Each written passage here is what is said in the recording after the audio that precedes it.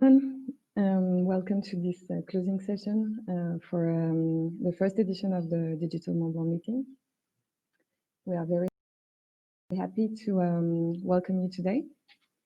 After a series of conferences during 4 weeks, we've been tackling thematic issues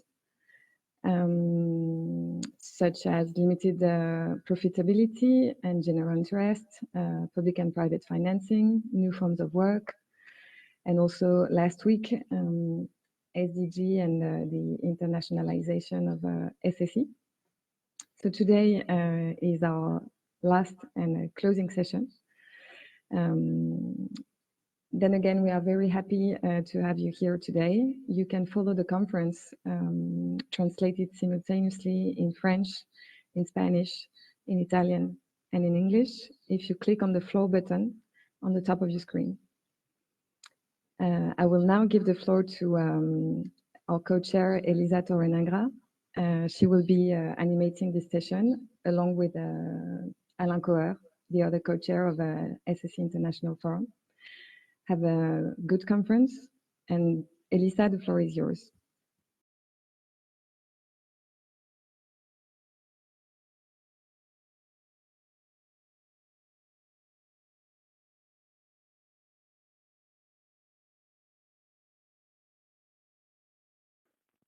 Hola, ¿me están escuchando? Hello, can you hear me? Can you hear me?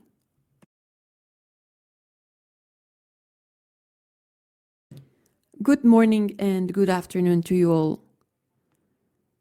To all who attend this event, I would like to greet our friends in Africa, Asia, Europe, and the Americas. Thank you very much for being here, for participating,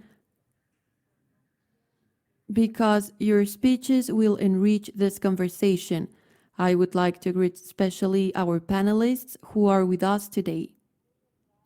We are very honored for your participation in this final panel for the virtual Mont-Blanc events 2020. Thank you very much to you all and to the General Secretary of the Coordination of Politics and International Events of the UN, Mr. Nicolas Nick,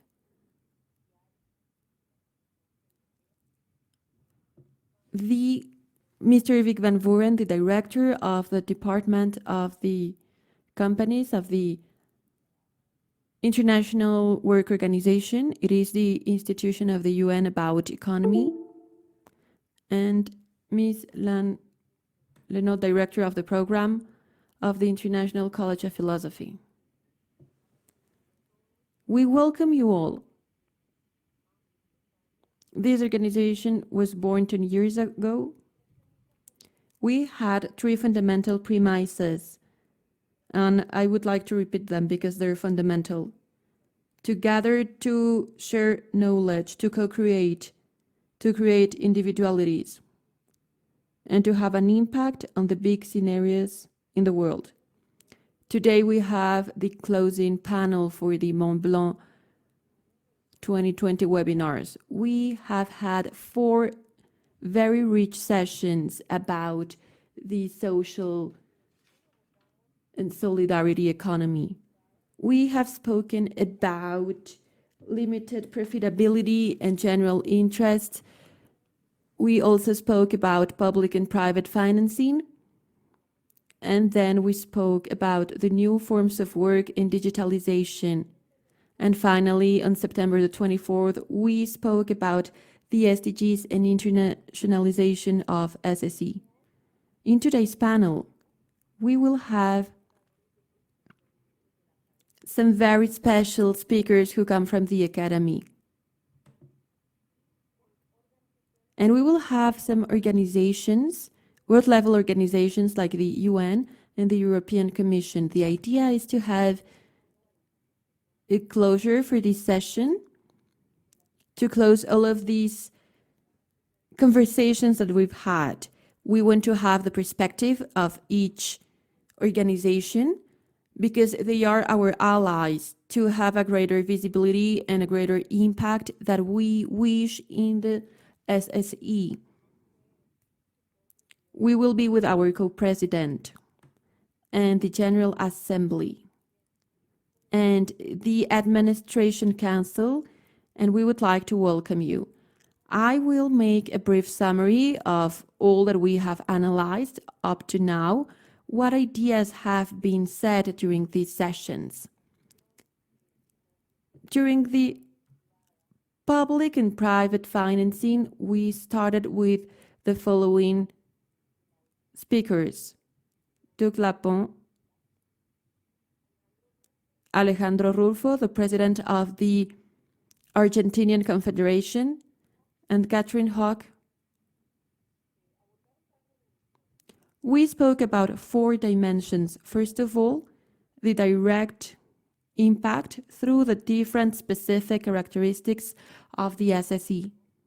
Second, the impact regarding financing that has a key role in the formal and informal projects. 3, the way in which SSE has a service role connected to the authorities at every level.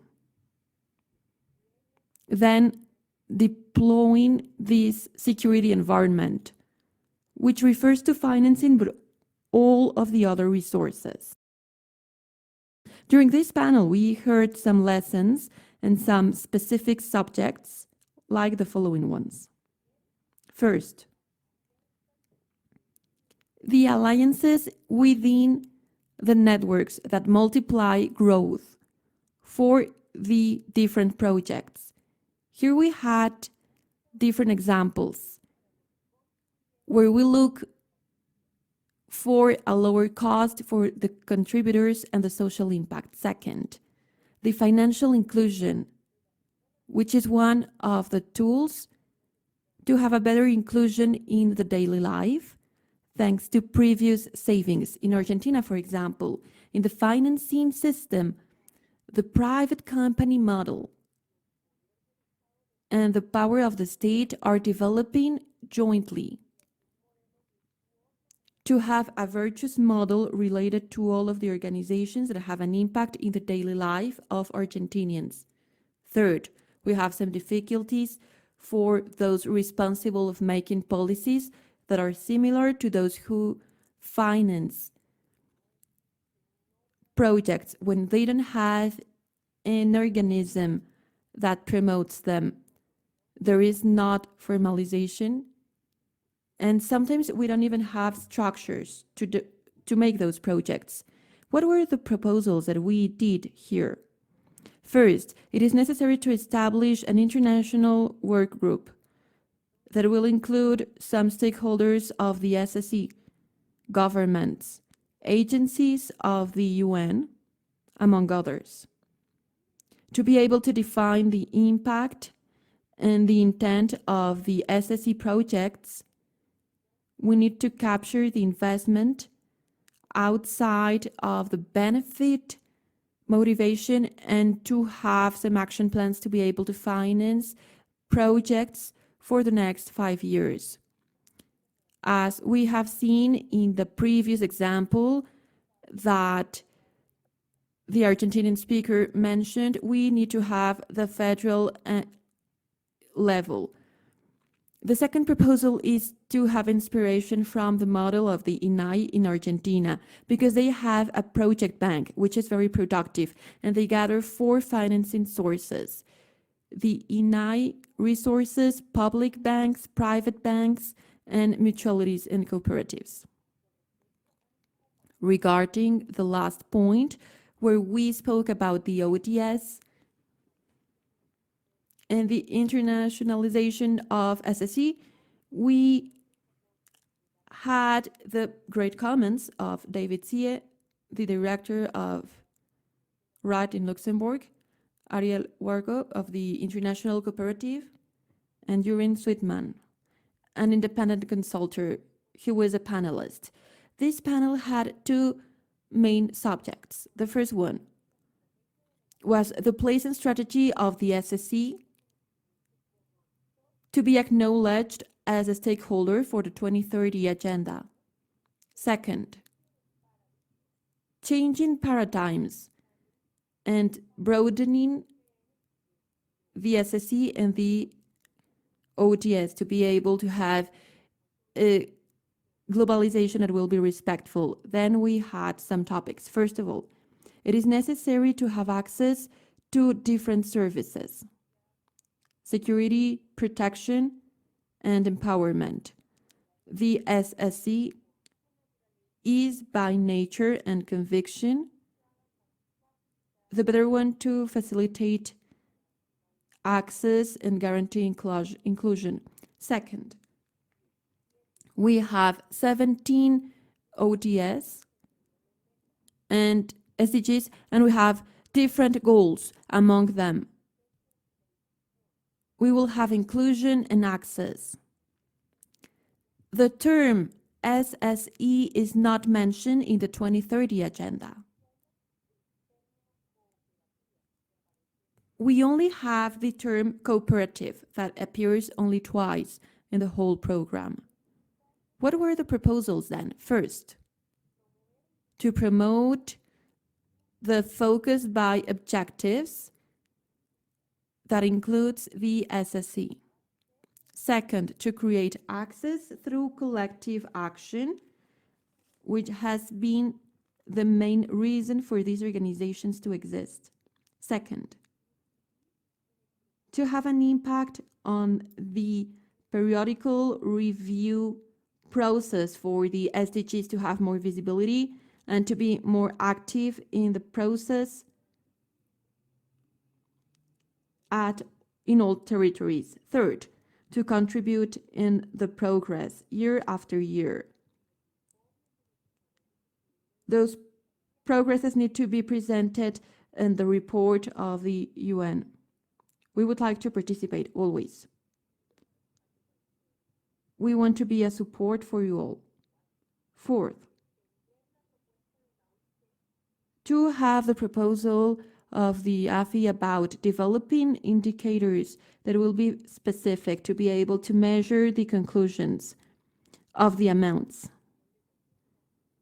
To create a council and to have representation in the financing regulation organizations. To create intercooperation and to strengthen a world alliance for sustainable development and for social services, and particularly for democratization of the financing system, and to create peaceful societies and to guarantee a decision-making that will be inclusive and with the participation of everyone, with representation at all levels. This goes hand to hand with our project, with our international project that we're making right now, to have a strategic alliance for this process with all stakeholders of civil society, with the states and the different governments, so that they understand what SSE really is about, and to support the sustainable development model. It is essential so that the SSE achieves a greater visibility and a greater impact in public policies. 7, to broaden the statements, regulations, and regional legislations, as well as the international legislations, with a resolution from the UN General Assembly that will promote SSE.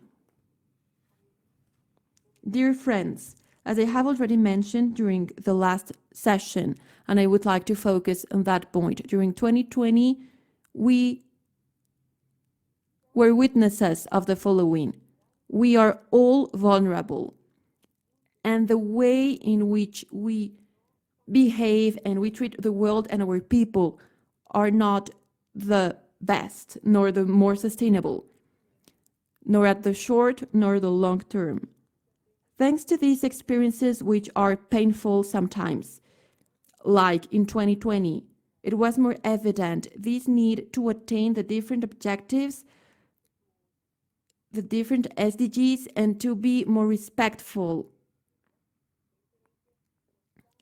Moreover, 2020 has given us a historic responsibility because we have increased the internationalization of the SSE as a feasible response to those problems in the different regions of the planet.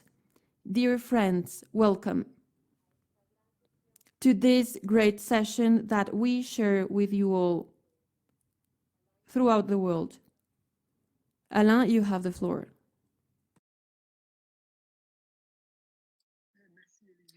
Thank you, Elisa. Thank you for summing up those 4 panels. And I'm going to try and do the same, starting with the first one. The first one dealt with the notion of limited profitability and the SSE activity as well as its definition. So when we talk about limited profitability, we know that the European Union law has created a single standard, that is to say, enterprises that are oriented towards profitability. But this is part of the ultra-liberalistic approach. So we should reconsider this concept. We should work on the recognition of SSE enterprises, not just in the European Union law, but as well as in acts and deeds to stop those privileges. So we also spoke about the principle of neutrality that we see in the fundamental treaties, that is to say, recognizing the multiplicity of enterprise forms that are essential for our economic balance. So we're going to try and give the consumers the choice to choose. It's true that using a concept which is more institutional of social economy, well, I hope that you can hear me fine.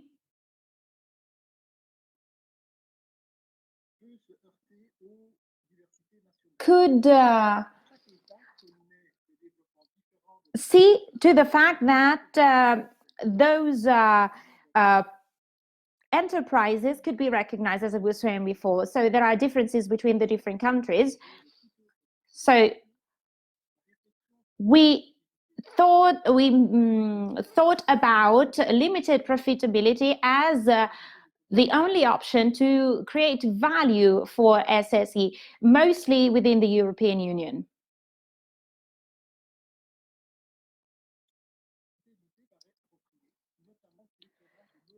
So we should also shed some light onto the different types of economies practiced within the states, also to reproduce some stats in terms of activity fields to better determine the parameter to be measured and defined to define further SSE.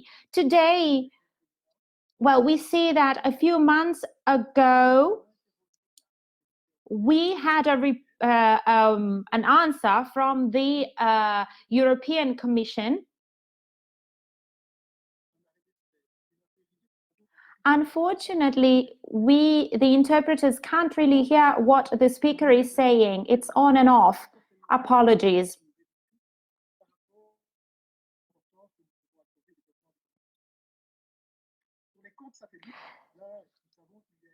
As far as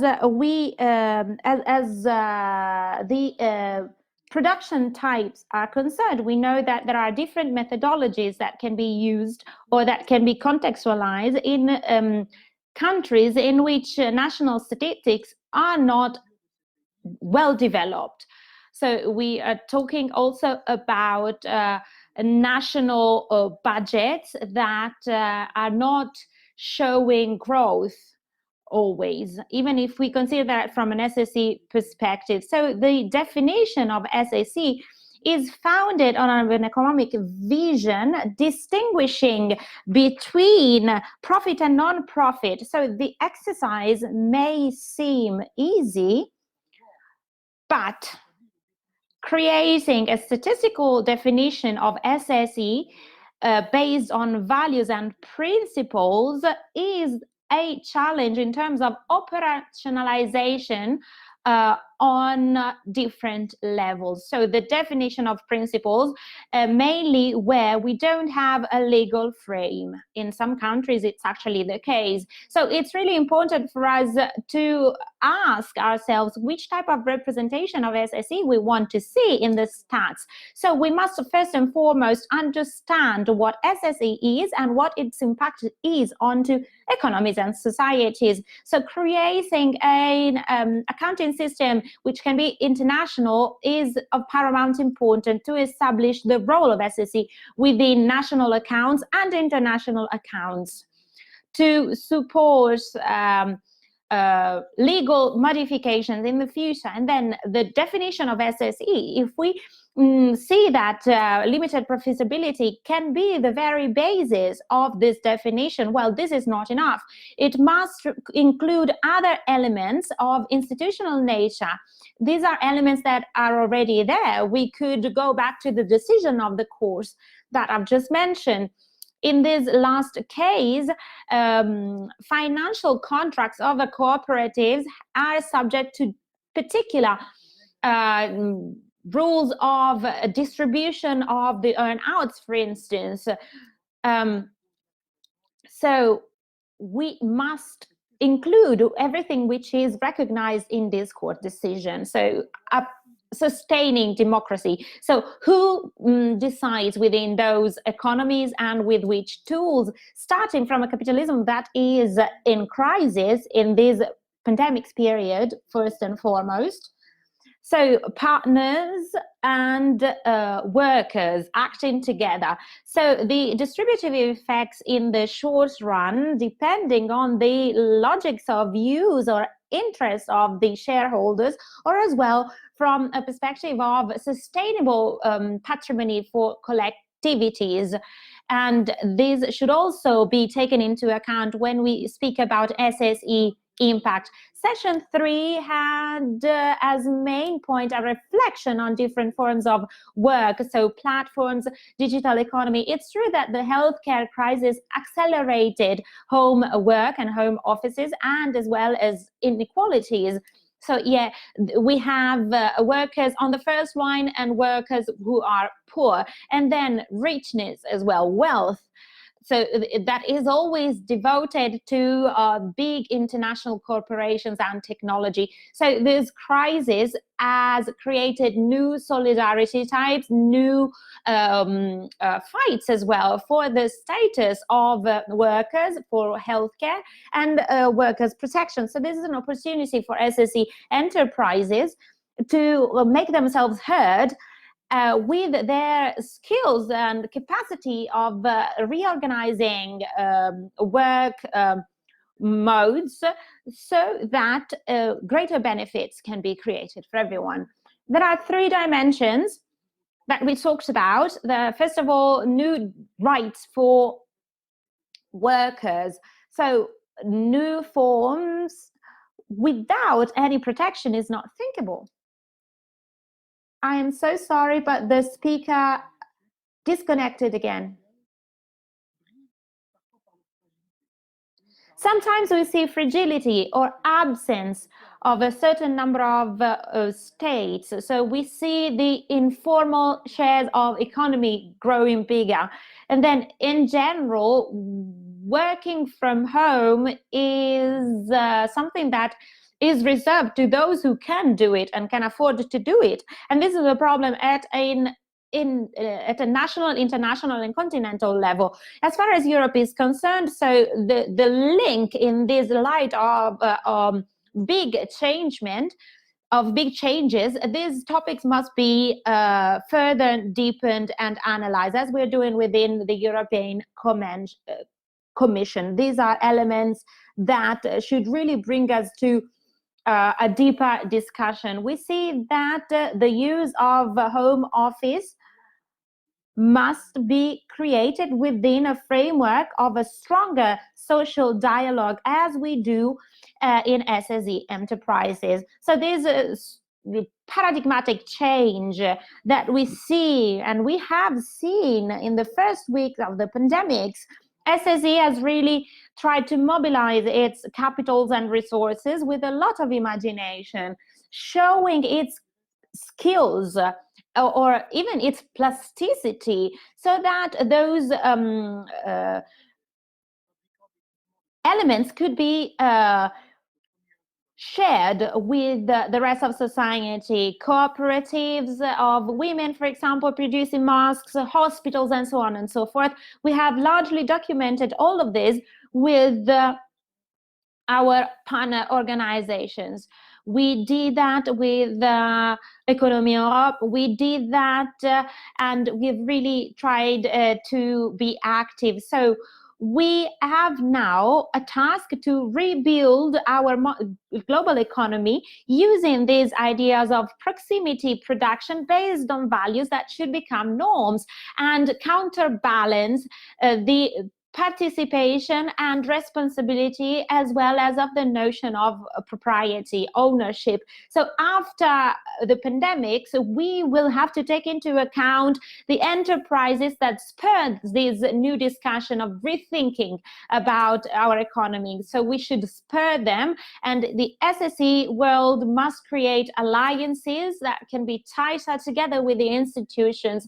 We can be part of larger social movements. We can be stronger, we can go higher, we can go further. So I'm going to give you an example that we quoted in terms of essential services, so governance in France for freelancers,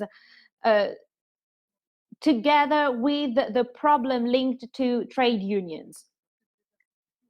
The institutions are still weak in the wake of these changes of the labor union and the labor world. So to get into the classical role of cooperatives, we have workers that are not directly subject to the cooperative itself. So this is something new. We talked about smart works and the problems generated by severability or financial support. So we should understand the role of social experimenting with technology. It's not enough to simply declare something about innovation that can be the driver of this change. It must be recognized that there are individual needs. We need more support and more investments. We need governance that can reunite the stakeholders together with its partners. This is what we can do with within the framework of SSE, with non-for-profit organizations, with the federal and national governments to meet those needs, mainly in the healthcare sector. So here are some lines that we could follow and that we can shed some light on during this panel. And I am going to pass the word now to Vic van Vuren, who is well known and who is the director of the enterprise department at ILO on statistics on cooperatives. He is also the chairman of the UN TFSSE. So after doing this, he started off in South Africa as part of the judiciary, and then he moved on.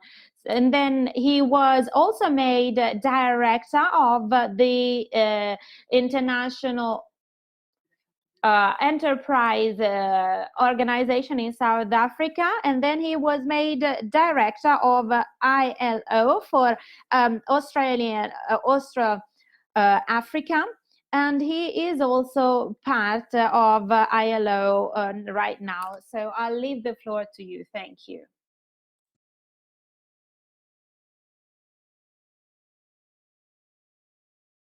Up, or tell me you can hear me, so I can continue.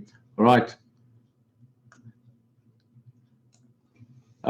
Thank you. I'm speaking out of a very cold and wet Geneva in Switzerland today, and this is the time that I long to be back in my African roots in the nice warm parts of Southern Africa.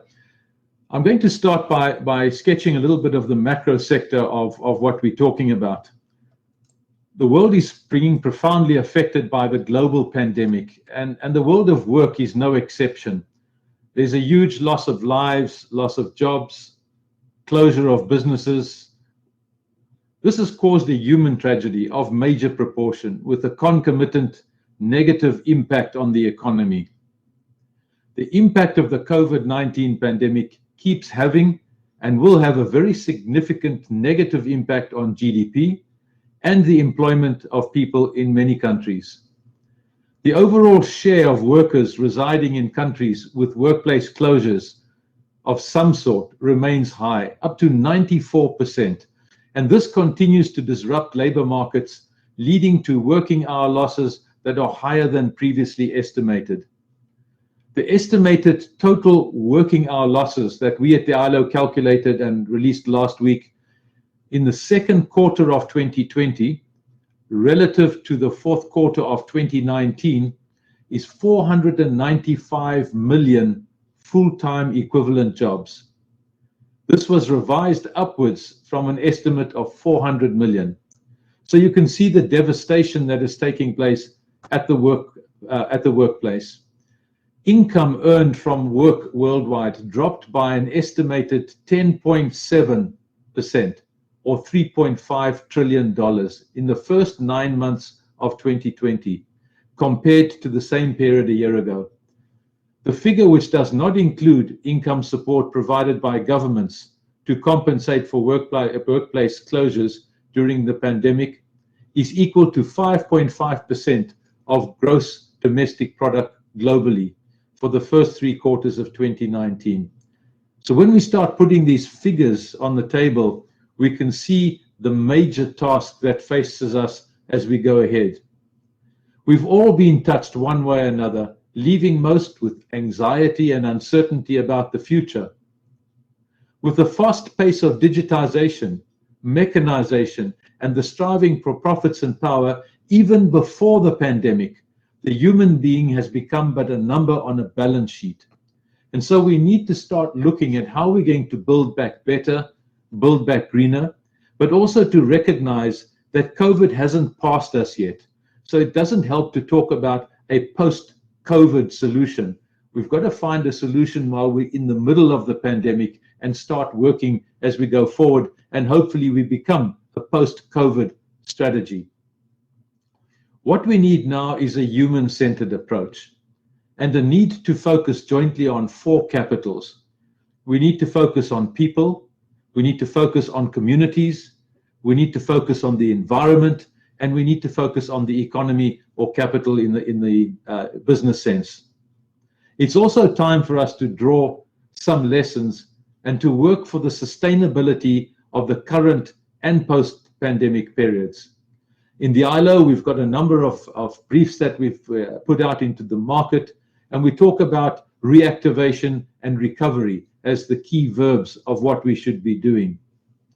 Seriously addressing the impact of COVID-19 on the world of work means joining our efforts in building back better and greener. The pandemic has exposed many fragilities in our economies and deepening existing inequalities, while highlighting the need for resilience, innovation, and cooperation. It is necessary to address the root causes of exclusionary and unsustainable development in order to shape a different future. Setting up systems to ensure access to universal provision of quality services such as healthcare, education, sanitation, social protection at the core of reducing inequalities is key to build societies more resilient to these crises. And this is where we start talking about the social and solidarity economy. This is a key actor in shaping a people-centered and planet-sensitive recovery. The social and solidarity economy has not delivered to its potential.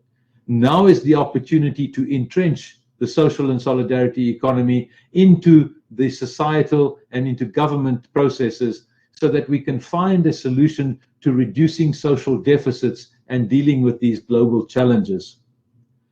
In the post-COVID-19 era, it will be necessary to promote cooperation, offering basic services in a different way, recovering and creating decent employment through diverse and complementary organizational models of production. Enterprises and organizations of social and solidarity economy, by their very nature, are particularly suited to participate in the production of goods and services where labor is the key strategic factor of production. This is even more the case in personal and social services. What encourages me is the youth of today. They are looking for a new value proposition. They're looking for a business environment that can provide and focus on a value system that reduces the hardship of people. And that gives me hope for the future, to know that the youth are starting to focus on these areas. The social and solidarity economy enterprises have an ownership structure that attributes rights to a variety of stakeholders and therefore have a more inclusive and democratic governance structure. That's one of its advantages, giving voice to different types of stakeholders. Such democratic governance works both internally and externally. Moreover, the social and solidarity economy thrives on ensuring that a plurality of voices is heard in the public sphere, thereby contributing to the emancipation of groups and communities. So we can see this value proposition and what the world needs now is firmly entrenched in the social and solidarity economy. Many of the social enterprises are already responding to the COVID-19 pandemic in various ways. Rebuilding local economies will be crucial in the post-COVID-19 setting. But in order to do so, while keeping the central promise of leaving no one behind, everyone must have equal and universal access to basic rights. The social and solidarity economy is indeed a unique mechanism to provide universal access to opportunities, protection, and empowerment, since it mobilizes active citizenship, participatory democracy, and pluralistic economic systems. These are essential to build bridges in reaching out to the most vulnerable and marginalized groups, especially in crisis situations. Within the recovery framework, the SSE can favor not only the creation of decent employment opportunities, which is what we at the ILO are interested in, but also a more people-centered development at local levels. In this sense, it has great potential for innovation because they are rooted in the territory and are born as a response to the needs or opportunities of communities. And I think this word innovation is something that has to be with us for the long haul. We need to innovate on a consistent basis in order to meet the challenges that are consistently thrown up at us. Promoting knowledge sharing on innovative SSE solutions and good practices is crucial to expand the visibility of initiatives and promote peer learning and exchanges. We look to the developed economy, which is providing us with valuable insight and good practices that we need to now expand to the developing economy to let it take track at grassroots levels. In this respect, the SSE impacts have proven to have potential to be scaled up through South-South and Triangle cooperation. This whole scaling up is a problem. Too often in the ILO, I find that when I work in the field, we've got pockets of excellence. We need to convert these pockets of excellence into a scaling up so that more people can benefit from these successful interventions. Just transition to a new economic model that protects the world's poor and vulnerable. This is what we need, for it is these people who suffer the most from pandemics and environmental degradation. COVID-19 does not provide a silver lining for the environment, but it provides the impetus to revisit our relationship with nature and build a better world. Since COVID-19, I think the only part of the world that has benefited has been the environment, with the coming to a standstill of motor vehicles and aeroplanes and many activities that were damaging the environment. Since the social enterprises aim to provide members and communities with goods and services and are often community-led or owned, they are well placed to meet the challenges of both climate change and poverty reduction. Just to remind you, in the beginning of my introduction, I spoke about dealing with these things jointly. We can't take this on piecemeal. We have to look at all of it together. That is the poverty reduction and the climate change. Social economies can create jobs in traditional sectors as well as in emerging sectors, while providing a framework for new occupations that are at the risk of informality and exploitation. The resilience of SSE is in times of economic crisis is proven by extensive research and particularly by cooperative banks. While there is a clear need to focus on an immediate humanitarian response, governments cannot lose sight of the root causes of this crisis, and therefore advancing a community-based recovery and building stronger health systems, fewer people living in poverty, less gender inequality, a healthier environment, and more sustainable local food systems and more resilient societies is needed. The governments are the cornerstone of moving ahead. In the developing economies, we don't have a regulatory framework that is adequate to support the social and solidarity economy. And this has got to be one of our areas of focus. At the UN Task Force, we are focusing on providing what we call the SSE for SDGs, the social and solidarity economy for the Sustainable Development Goals. And we're looking to launch a program where we can work with governments, particularly in the developing economy, in putting into place a strategic framework and having the social economy or social and solidarity economy as part of a national strategy. Unless we do this, we're going to find that the social enterprises, when there is a big global challenge like COVID, will suffer the worst because they fall outside of the ambit of many of the financial recovery packages that are put on the table. The UN Task Force gathers 18 UN agencies and OECD as a member and 14 civil society organizations, and we're putting together these joint plans. We're working on a knowledge hub where we can provide best practices, and we're providing the we're working towards an SSE UN resolution, and this is the strategic and global level that we want to make an impact on. But the most important one is to pilot these initiatives in countries where we can increase the impact of the social and solidarity economy. I've said a lot in my remarks, and I've come to the end of them, but I think what's important is that we have to look at a human-centered approach going forward. And the social and solidarity economy is so rightly geared for this. We need to remember that people are not a number. They're human beings, and the suffering out there needs to be reduced. And we can play an important role in the social and solidarity economy playing field. Thank you very much.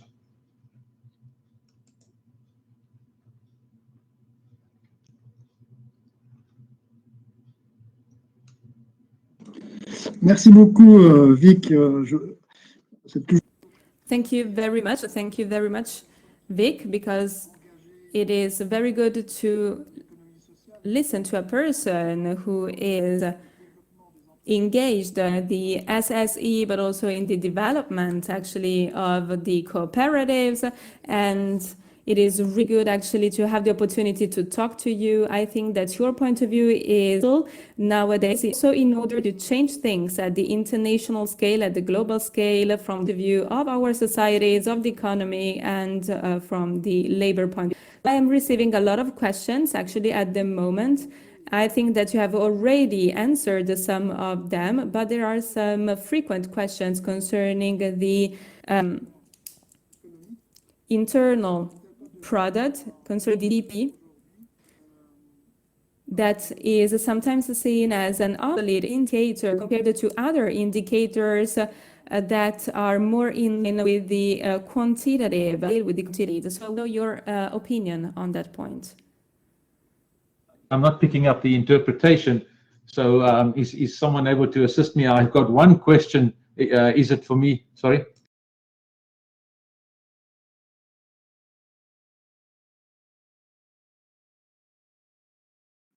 Voilà,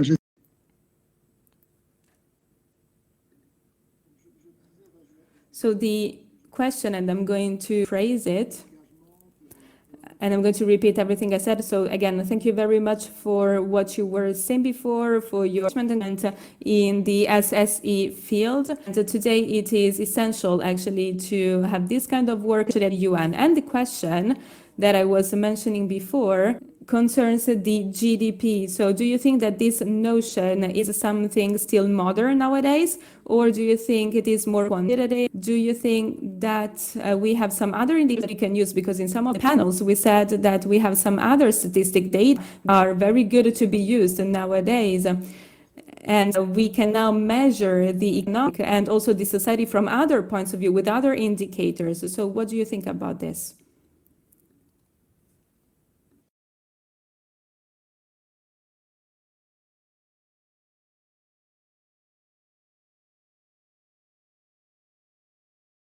Go ahead and answer them.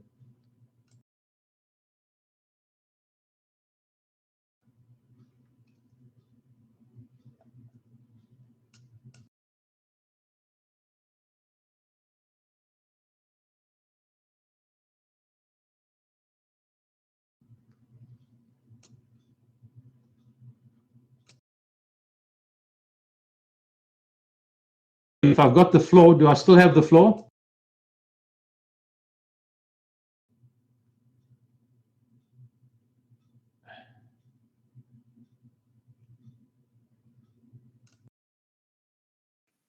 Yes, Vic, you have the floor. The question is about the indicators and the GDP as an obsolete indicator. In my main remarks, it's time to look at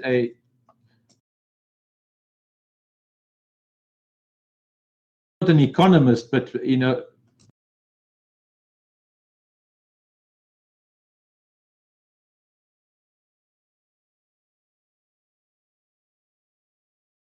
human component of our success, and this is one way in which I hope the economists can help us. But I'm not in a position to say what those indicators, what they are, and I'm hoping that the economists will help us. But what I do recognize is that when we start looking at indicators at a business level, we cannot just measure profit. We've got to measure the impact on society, and we've got to measure the impact on people and the workers. This has to be built in as a new indicator. There's a new body called the Capitals Coalition, and the Capitals Coalition is measuring these 4 capitals as part of the business indicators. And I would hope to believe that that's going to be the innovative way of how we measure success in the future against people, societies, and the environment, and then also obviously the business viability and profits that need to be measured. Right, there's another question I see on the youth, if I can answer that. The question was about the involvement of the youth and the government's role. I don't believe that the governments in many parts of the world have got the social and solidarity economy in their mainstream of thinking. I think it's a nice to have, and people play on the sideline and in the social economy, but they need to recognize and realize that it should be mainstreamed in their national strategies, because the benefit of having a regulatory framework that promotes the social economy, a social and solidarity economy, is of absolute importance. The youth need to be educated within the schooling systems about the social economy, and too often the youth are stumbling across this by accident. One of the aims of the UN task force is to look at the education process and to build into universities and schools the concept of the social and solidarity economy. And maybe that will be an incentive to have a bigger participation in this particular arena. Thank you.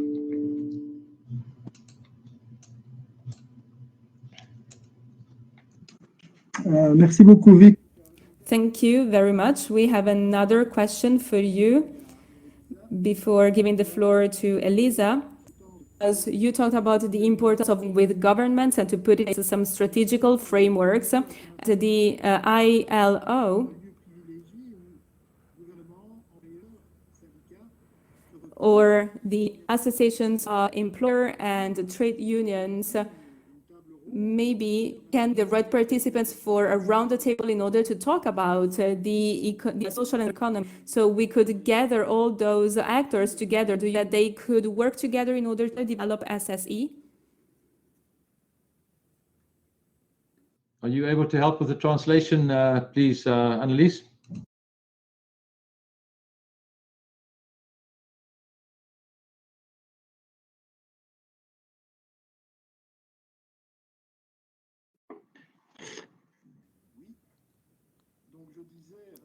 So I was saying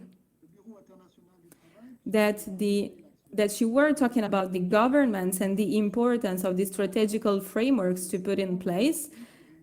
And you were also mentioning the ILO, but also the Association of Employers, Trade Unions. Maybe they could be some privileged parties in order to organize an international roundtable about the social and solidarity economy. Maybe that could bring some more points of view to our society, because they could be the perfecters in order to talk about that topic. Annelies, could you please, could someone just help me with some interpretation? I got a bit of tripartism built in there, but I need to understand the question in order to answer it properly, please. Yes, Vic, sorry. The question is about the ILO getting together a roundtable so that the subject is tackled among governments, among stakeholders, that it could be a good between unions, a good dialogue and a good arena and place to discuss all this. Thank you. Yes, I think the ILO is well positioned. As you know, the ILO is the only UN agency that is tripartite in nature. So we've got the captured audience of workers, employers, and government. But what we need to do is at the macro level or global level, this is fine. But in countries, we need to have a stronger social dialogue at the national level in order to entrench these principles. And that is what we're working towards. And we want to pilot some initial projects in the country so that we can bring the social partners together to make something practical and work. In Tunisia and in South Africa, they've recently accepted a national policy on the social and solidarity economy. And that's where we start. We can look at small victories along the way, and you'll see these good examples. But what we need is a far bigger scaling up of activities.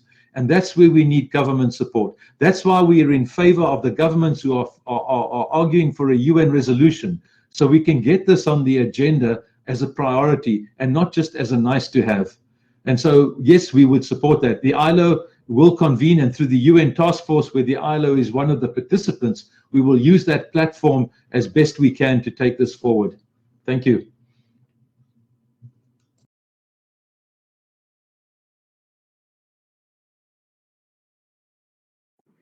Thank you very much, Vic, and sorry I didn't know, but it's probably easy if I was speaking in English too. But thank you very much for your positive answer, and we take it into account for the future, and we hope to collaborate more in the future with you and your services. Thank you very much.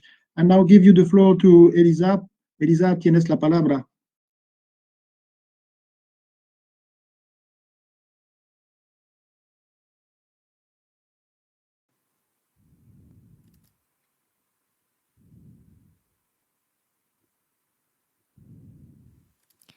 Hello. Hi, everyone. Today, we will now listen to Alain Dunot, who, in just the course of a few years, has become one of the most important thinkers of the left. He has reflected on governance and how to transform politics into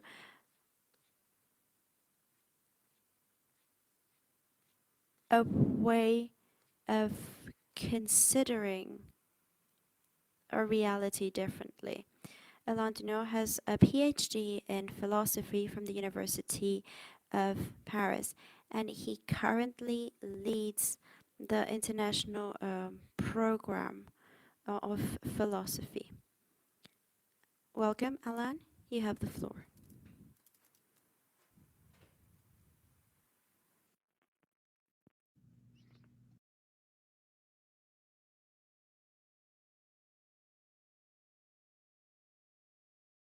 Internationale, les entreprises, de l'économie sociale et solidaire de So thank you very much. Thank you very much for organizing these meetings.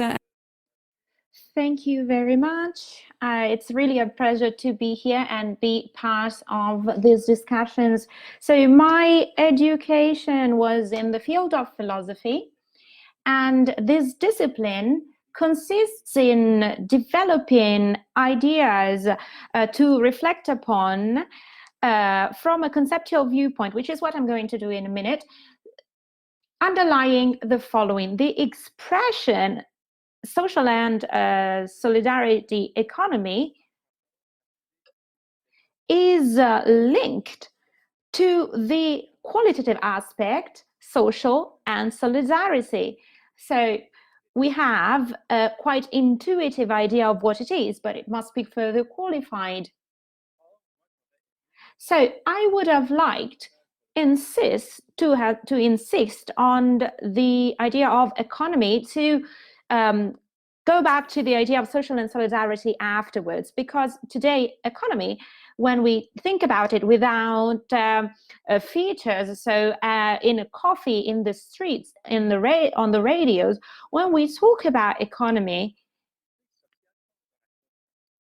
we refer to a term that has been detached from its real meaning. So if we ask to the man in the street, what do you mean by economy? They're going to say, well, the economy is enterprises, it's production of money, multiplication, distribution, consumption, work, labor, and labor market, and capitalism itself. So the economy has become a spontaneous synonym for capitalism.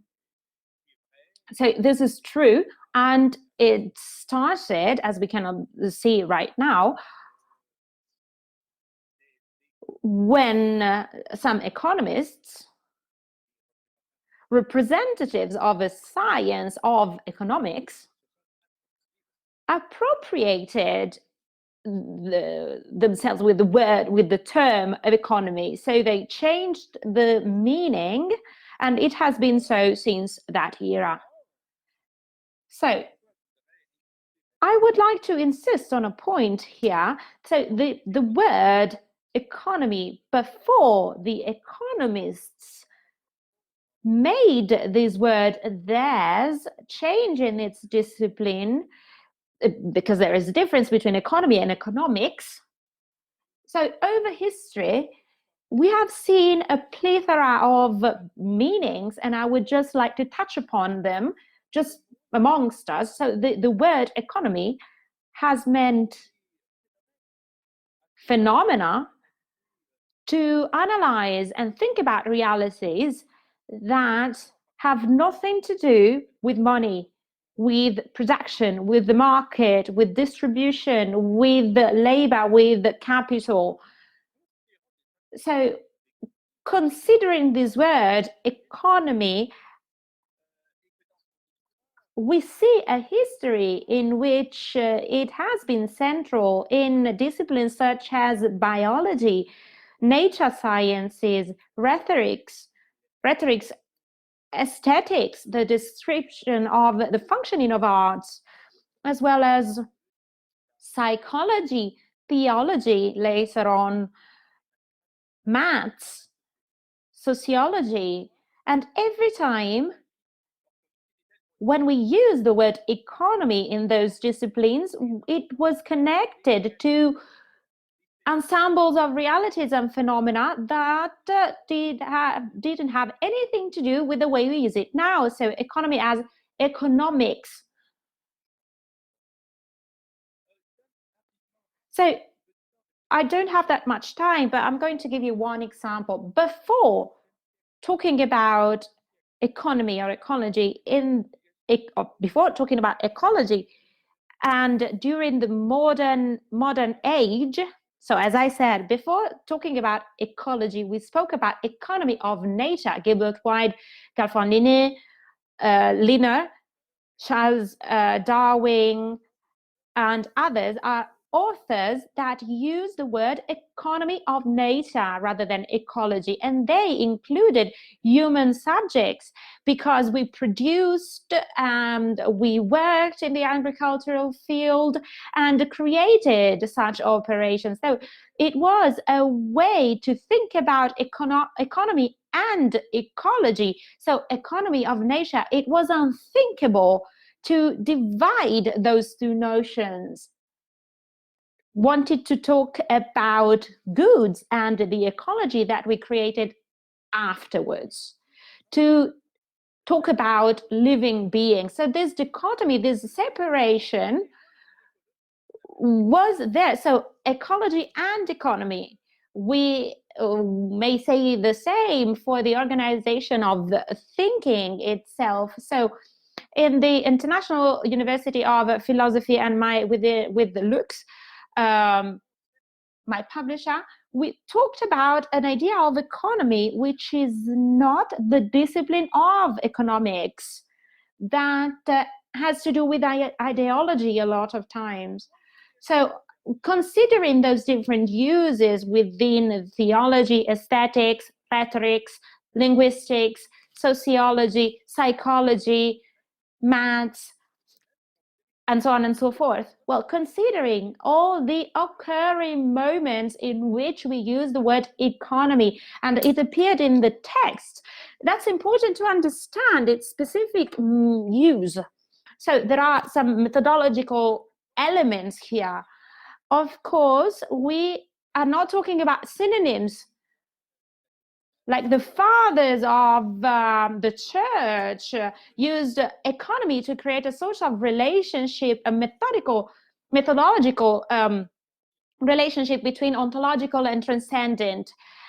We also see that in Charles Linné, to describe something natural. In logics, in mathematics, it has to do with specific uses. So we shouldn't confuse them because they're not synonyms. They are not antonyms either.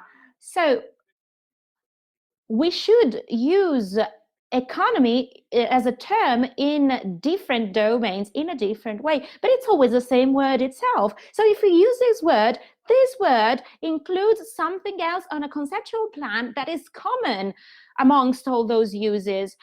So I don't have that much time. What is common here? A definition, a strong intuition, that is to say, what is this economy in the analysis of speech, of living beings, of a social organization that we can see today, or in the analysis of a symbolistic creation with the numbers, for instance. So everything that goes back to the center of this reflection in a common way, considering the use of the word. So we have the idea of knowledge of relationships which are good, which are fruitful. So from a conceptual viewpoint, economy deals with the creation of relationships between elements, organizing this gathering of elements in a general way, checking their effects, the effects that are desirable or to be taken for granted sometimes. So this definition has a generic sense for the word economy. Why am I talking about this starting from a philosophical viewpoint, inspired from a methodological viewpoint by the archaeological approach of Michel Foucault? Why are we doing that? We could say something. So economy to economists. Economists we think are the real depositories of the word economy. The word economy exists at a crossroads between different disciplines in the prehistorical times and even today, and has been so. So we should consider what economists made with economy on this base, and understand that if economics are one of the fields in which we can use the word economy to create something very practical, because economical sciences, if you will, so economics have to do with management, with administration of a trend. So if we see that economics is this, so one part of economy, one dimension of economy amongst others that we developed in some field, often we have made something that today is known as economy as equal to economics. Instead of being a synonym for capitalism on a world scale, following the trend of globalization. This is the origin of destruction, of perturbation, of inequalities, unbalance on a level of social organization, natural level, and when we could continue this way, even get into the idea of imperialism on a cultural level, or the social organization that is the very basics of culture. So economy in this way has ended up having an Orwellian approach. So it ended up meaning its very own opposite. So the government, this regime, has this meaning which is totally the opposite of what we started off with. So so people were not able to convince themselves, couldn't bring themselves to believe that economy means this. So the destruction of forests, the depletion of natural resources, and so on and so forth, that spurs inequalities, that spurs poverty. So that makes icebergs melt, or that has to do with waste in general. So Gilbert White would have been contrary to this conception. So he could have said this has nothing to do with economy. On a conceptual level, economy means every type of organization that has a positive, a desirable meaning and objective. So in my work, and I am not going any further to leave some space to the discussion, but my work consists in exactly this. How can I put it? I want to work on the epiphytes on the word economy, to go back to its root. Otherwise, it's just left alone in the hands of economists. So, in my opinion, I think that the engagement, which is your engagement in particular, when we talk about developing modes that can be social and solidarity related, contributes to the new definition of the word economy itself, thus replacing the word economy onto the historical axis, which is its own. So we must study economy from the viewpoint of its historical development, so from a philological viewpoint. Philology, so etymology versus evolution of the words, and the scope that they get and they acquire over time. So I hope that I haven't gone too far off the discussion that was foreseen for today. I put forth now to put to the heart of the reflection the word economy that has really been mistreated in modern times. We forgot the depth and the polysemic nature and the richness that it has.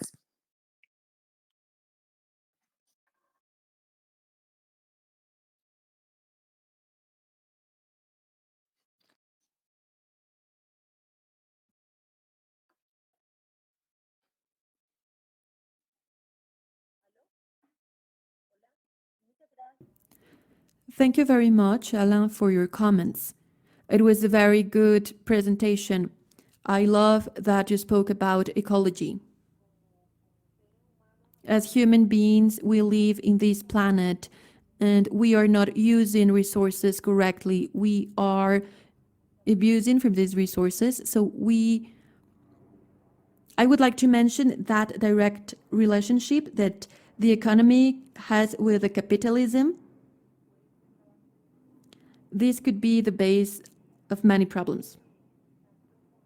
I think that if we only had one model in our mindsets, because we know the capitalistic model and the economy concept is very destructive in this aspect.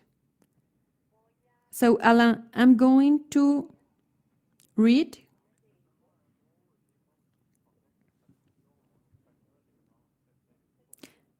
I can hear you. I can hear you.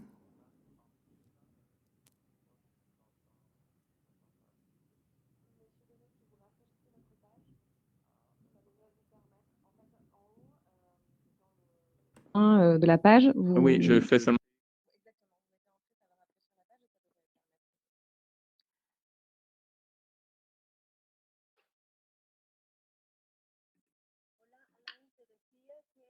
Me encantó tu traducción, lo que has mencionado como relación con el tema ecológico. Creo que como... I'm sorry, we're having some issues with the audio. Okay, you spoke about the natural resources. And I would like to highlight that you spoke about economy and capitalism. Everything we consider as economy is a capitalistic vision, and that's not convenient for the planet, not for the human beings. So it was a very good idea.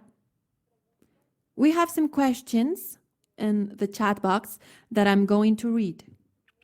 First of all, if the economy of nature, that's the first question, is that the point where we stop respecting nature as a common good because we consider it as a part of this capitalist economy? Is that the starting point to have this global ecology? Alain, please. Can you? Proche de la nature. So we could think about an Arcadian approach. Can you hear me?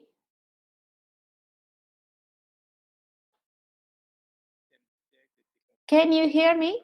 So in the past, we had a philosophical debate on the status of nature. It has deep roots in the past. So we have an Arcadian approach to economy of nature, and the nature here was seen as a big whole, of a big universe in which we are just a part of. So Gilbert White, as I mentioned, and others, Linné, and other scientists of nature. So we are just one species amongst others that live together in living environments. So we have a theological aspect to add, but we don't have time, unfortunately. So in this perspective, we as human beings, we had a relationship with all living beings, hunting and gathering, for example. So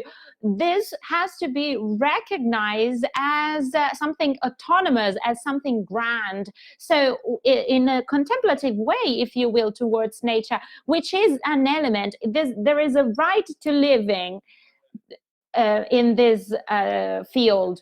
So the imperial approach was this.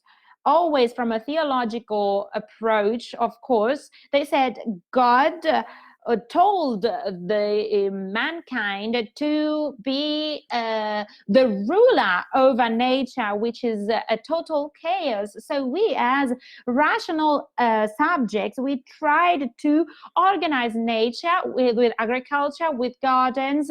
So we created a market, rules, distribution, production, capitalization of nature with the cereal products, for example, in a way which is strictly rational and from an accounting perspective. So we talked about the first economists because they started from economy of nature as it had been developed by naturalists to create an accounting field subject to figures. So the first economists in France, they were called physiocrats. Adam Smith knew physiocrats. And then he went back to England, he stayed there and broadened their field of competence of economists dealing with agriculture in France in any type of activity. From a utilitaristic viewpoint, so always together with the capacity, the skills of generating capital. So we see the transition in which economy was a broad idea with central to theology, to aesthetics, to rhetorics, and other fields as well, in the field of law. So it moved on to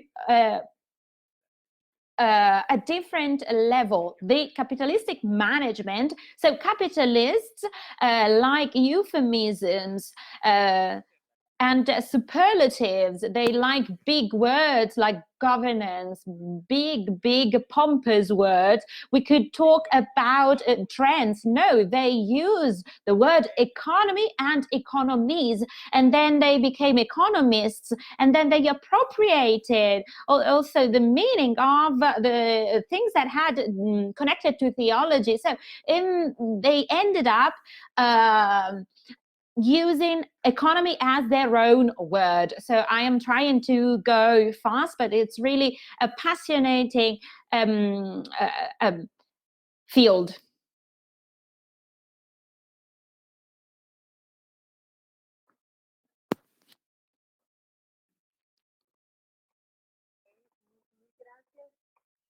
Thank you very much. Thank you very much, Alain. There's another concern that makes us think about it. They mentioned that a third of the economy is spoiled. So in a world with hunger, this is impossible, but it is part of this economic model that reflects these destructive structures.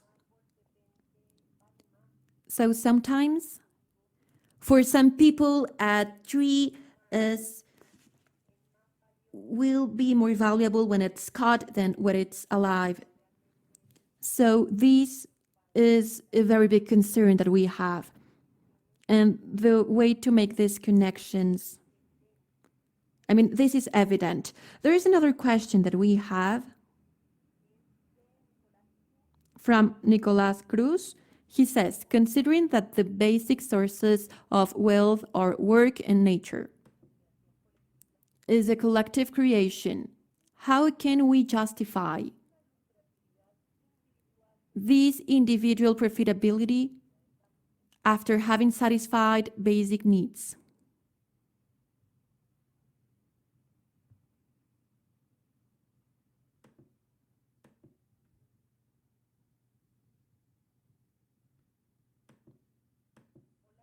Hello?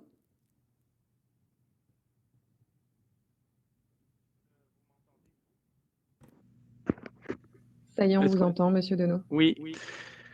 Euh,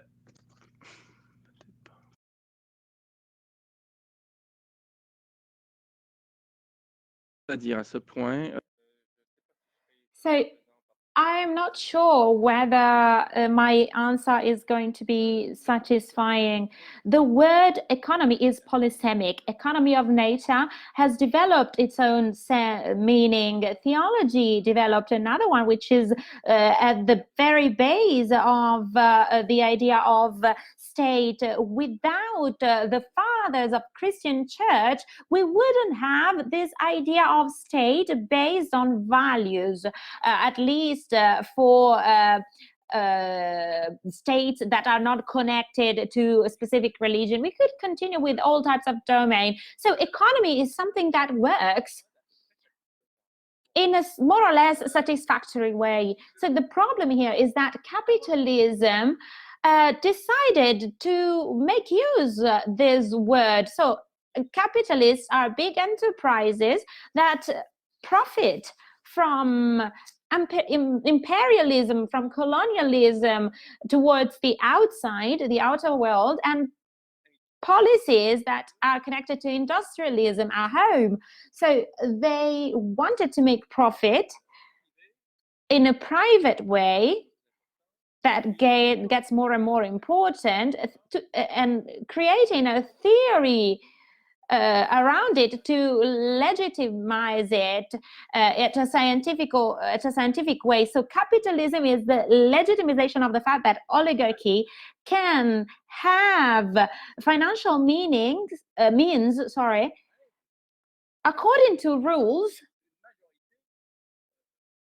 that governs populations that they have conquered. So you see all those presuppositions and this attempt with maths and psychology to make everything, to turn everything into numbers. So science of economy equals economics. So they use some discursive elements in different areas in which we developed a reflection on the polysemic idea of economy.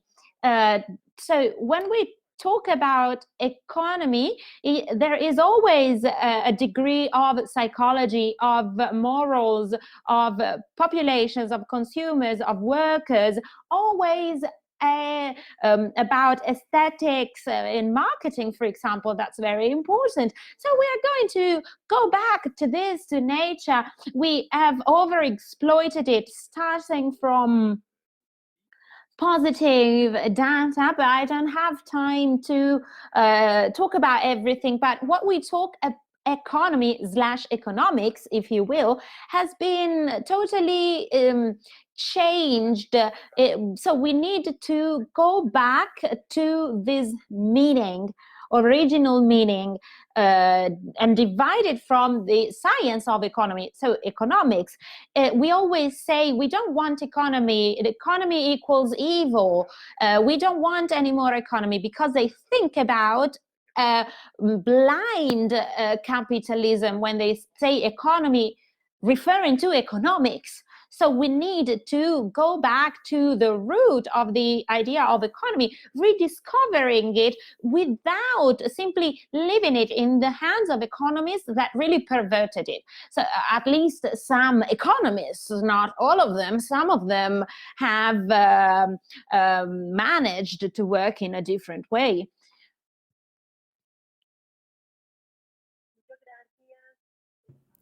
Thank you, Alain. And thank you very much to you all for your questions. We have some very good questions in the chat box. However, we unfortunately don't have enough time to answer all of those questions, but we can send you an email and you can answer back. we have a colleague who's very interested in making a clarification. However, we need to go to the next panel because we don't have enough time. I would like to thank the participation of Francesca Spatolizano, who's the next panelist. She's the Undersecretary, the Assistant Secretary General for Policy Coordination and Interagency Affairs of the UN Nations Department of Economic and Social Affairs. She has always been in high-level positions in multilateral affairs. She's been ambassador of the European Union to the Organization for Economic Cooperation and Development, and she has worked in the United Nations Educational, Scientific, and Cultural Organization for Monaco and Andorra. She was also a member of the European Union delegation to the United Nations as director of the Economic and Trade sections.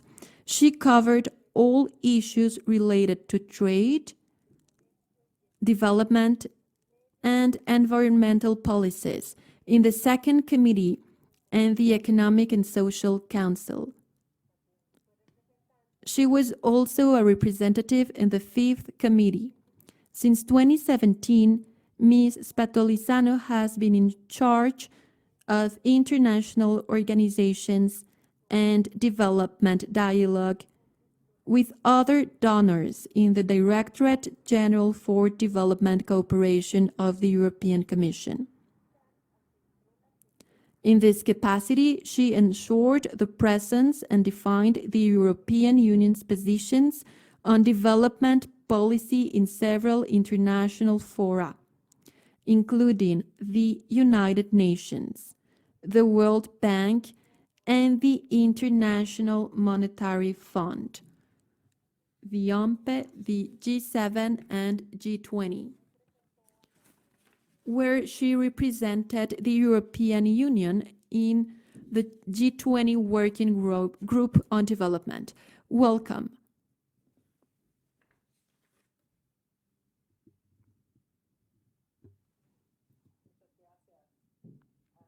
Thank you very much, Ms.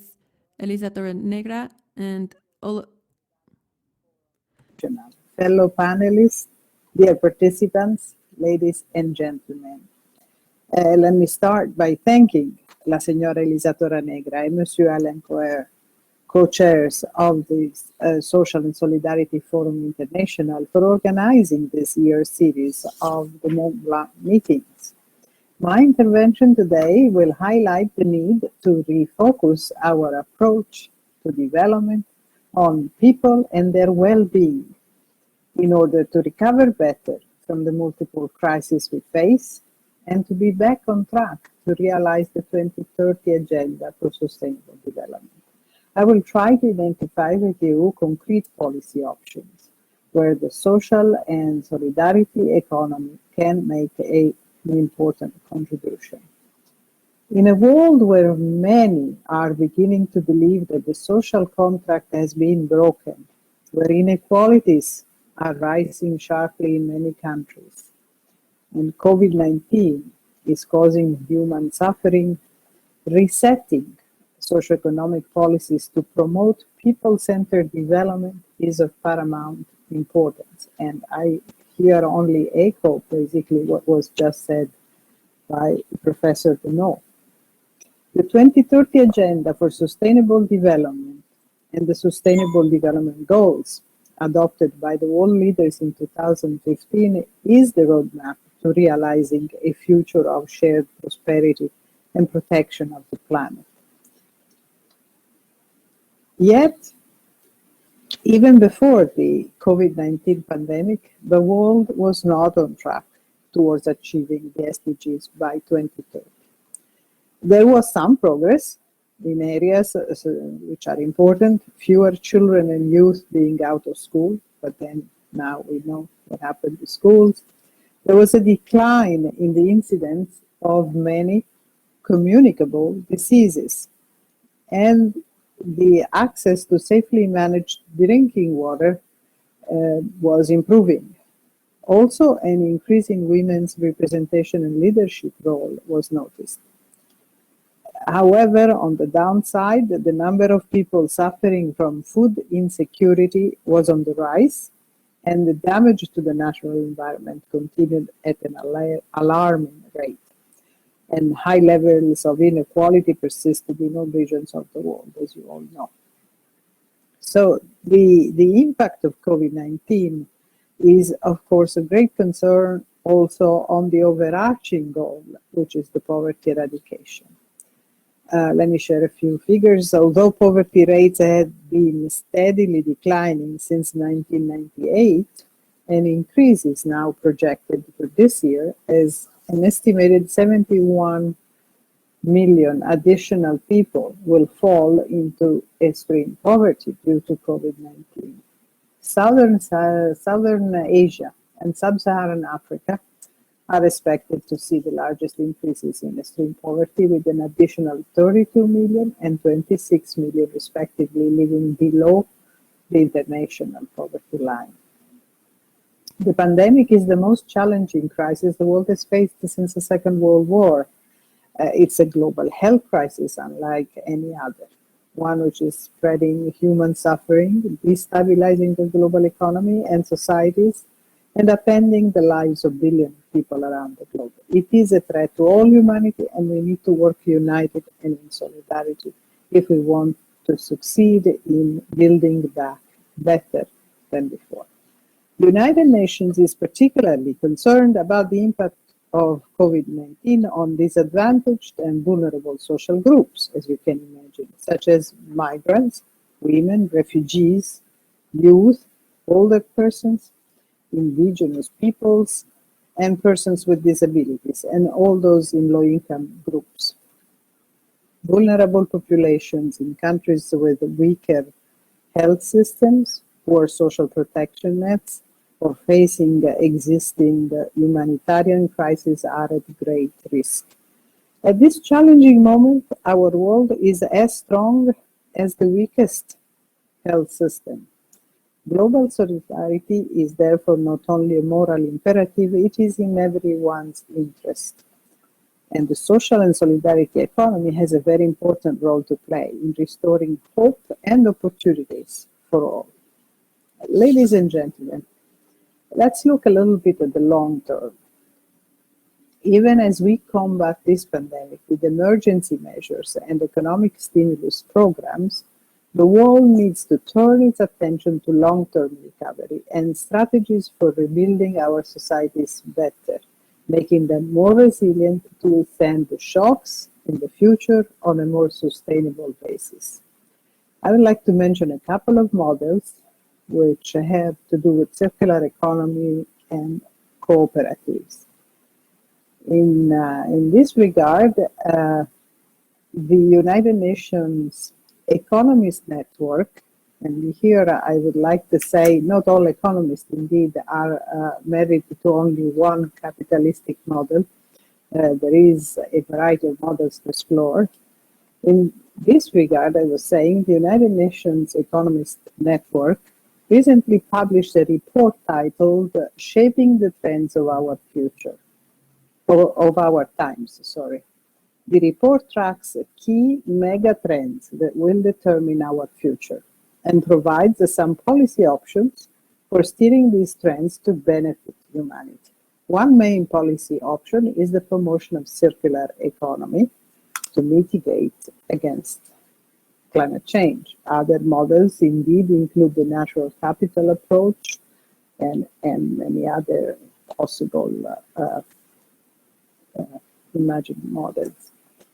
So the European Commission, certainly the Commissioner will talk about this later, recently adopted its second strategy on promoting the circular economy following the success of its first strategy. And on this, I would like to commend the Commissioner and the Commission for being at the forefront of concerted efforts to steer European producers to adopting a circular economy model. In a circular economy model, products are designed to be durable and to be recycled and reused for further production. Materials for new products are made from old products. As much as possible, everything is reused, remanufactured, recycled back, into raw material. By 2025, around 1 trillion could be saved in materials under circular business models. National economies, entrepreneurs, and employees will reap benefits through forming new businesses and creating new jobs in resource recovery and remanufacturing. And this echoes the endorsement of the circular economic model by the UN General Assembly in 2018 resolution on industrial development cooperation. Now, the circular economy primarily addresses two of the three dimensions of the SDGs, the environment and the economy.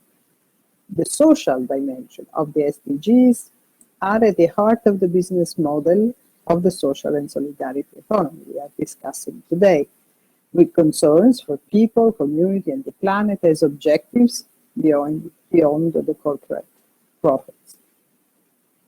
If business entities operating in the social and solidarity economy also adopt the circular economy model, this will produce a comprehensive model that is efficient and distributes wealth and opportunity to the many, not just a few owners of capital.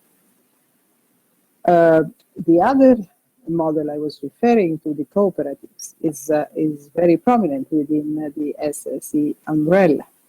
And cooperatives, as you know, are member-owned and controlled and have a double bottom, that it is, on one hand, the profitable business organizations, but also they care for their communities and members' interest as a central part of their operations. So across the world, cooperatives promote sustainable development in all its three dimensions, so social, economic, and environmental. They have a significant presence in both developed and developing countries, and they serve more than 1 billion members or clients, and as a group, they employ more than 100 million people worldwide. We have figures that the top 20 cooperatives in the world together have an aggregate turnover close to $640 billion, and this demonstrates that cooperatives are a significant economic force that can contribute to sustainable development. Admittedly, these are pre-pandemic figures, so the situation is likely to be somewhat different today. But based on experience from previous crises, such as the 2007-2008 global financial and economic crisis, cooperatives are more resilient than their profit-driven counterparts. Moreover, during the current pandemic, healthcare provided by cooperatives has been at the forefront of providing services.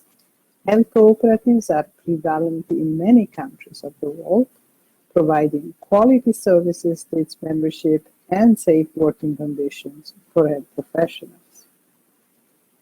Hundreds of millions of households worldwide, including those in remote and marginalized communities, enjoy access to healthcare thanks to the cooperatives. Dear colleagues, we live in challenging times, obviously. The pandemic hits hard the poorest nations because of their pre-existing conditions related to existing economic and financial models. The Secretary General of the United Nations made it clear that we must seize the opportunity within this crisis to advance new approaches and new economic models to support the achievement of the Sustainable Development Goals. So the United Nations will continue its work supporting member states in their effort to accelerate the implementation of internationally agreed development goals. These include the SDGs, as I said, but also the Paris Agreement on Climate Action and the Addis Ababa Agreement on Financing for Development.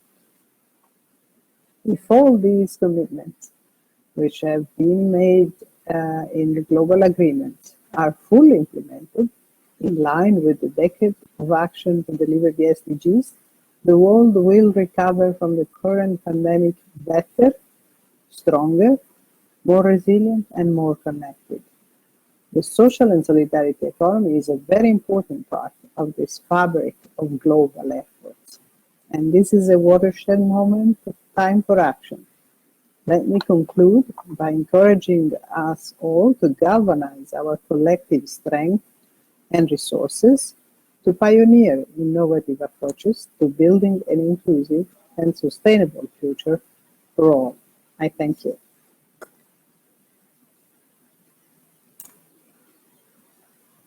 Muchas gracias, Thank you very much, Mrs. Scatolizano, for your speech. You have highlighted some elements, for example, pre-COVID-19, and about the fact that we had some goals with which we had not moved forward. For example, food security and the environment. And now, apart from these challenges which had already fallen back, there was also the concern of the population's health. You've also highlighted that by acting together with governments and with civil society, we can move forward. And you've also highlighted the guidelines that you can see within the United Nations. And I think that the most important thing is that we must keep in mind that our goal is not to have individual profit, but rather that we must be able to provide something for all. We must be able to provide knowledge, ideas, and collective effort for all. But more importantly, we must be able to respect all beings. Now, there is a question here in the chat. It's been said that COVID-19 does not dissolve interest, but it just shows what needs to be done. But who is going to assume this responsibility of helping the most marginalized sectors? This is something that we must keep in mind. It's something of utmost importance because we all have commitments, but the most vulnerable sectors would be the most affected. How can we help in eradicating these levels of poverty, and how can the governments help?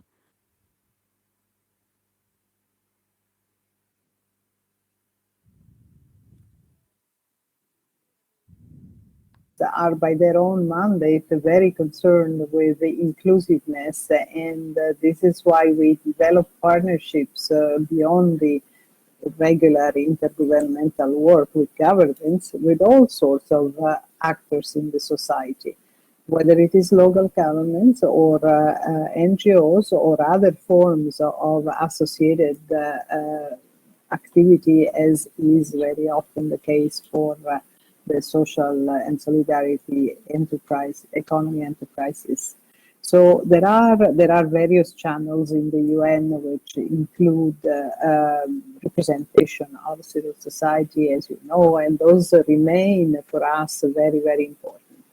Now, in a more practical way, at the national level, if you want, the UN have reformed their representations, and they have now established resident coordinators in each country where they're present, and these offices of the UN in the country are a very good entry point for all sorts of practical activities and influencing the choices through the UN offices, if you want, the governments can also make to be directed towards inclusion of marginalized society. I would like to make two other points. One is about, for instance, food systems. One big problem is that many poor people don't have access to food and to nutritious food, for that matter. And As you may know, the UN will convene next year, 2021, an important conference or summit actually on food systems and nutrition. Why I say this? Because it's a fact in the world there is enough food for everybody, but it doesn't reach the right people, the people who need it. And in fact, there is a lot of food loss and food waste at the same time.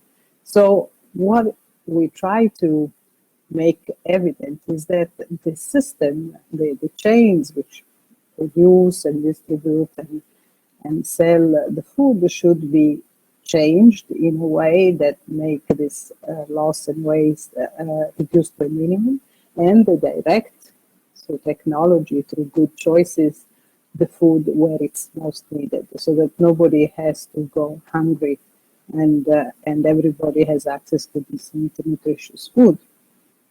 This is one thing I want to say. The other thing, if you allow me, it goes back to the debate we had, which was very interesting, on GDP.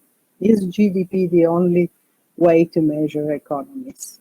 No, of course not. GDP measures only one aspect of the economic activities, as it was said very eloquently before me. This is a notion which is was developed in the 30s and 40s after the Great Depression, and it's a very reliable notion for what it can do. It measures a certain type of production of wealth, but it doesn't measure all the elements which make well-being. There is a big difference in the notion of wealth and well-being. I will recall here that there is the UNDP has developed what is known as the Human Development Index, and that measures things like the ability of a country to produce and deliver social services, education, health, and this kind of things. There is the OECD, which has also developed another measure, which is known as the Well-Being Index, which is a perception actually based measurement that gives I think 12 indicators, which include many other things than just wealth. And there are other methodologies which are available by now to complement the GDP. The GDP, I think, is still useful to measure certain things, but it doesn't tell you the whole story about where a society is. In fact, I can quote Robert Kennedy, who famously said that GDP measures, and here I quote, everything except that which makes life worthwhile. So things like the rule of law, the environment, the social services I was referring, inequalities, gender equality, all these things which make life in a place better than life in another place where they're not guaranteed. And there is another element. GDP is a photograph, is a static measure. What we are now obviously all aware of is that we need a dynamic system, a system which looks forward and which is sustainable. And that, I would say, is the Agenda 2030, is the framework we work with in the UN, and the objectives, the Sustainable Development Objectives, are our roadmap to get to better societies. So there are in the UN, as you know, various conferences, in particular the high-level political forum, where countries are requested to come and, on a voluntary basis, but to come and showcase if they have developed actions which lead to implementing these goals. Thank you. Muchas gracias, doctora María Francesca. Thank you very much, Dr. Maria Francesca, for your words.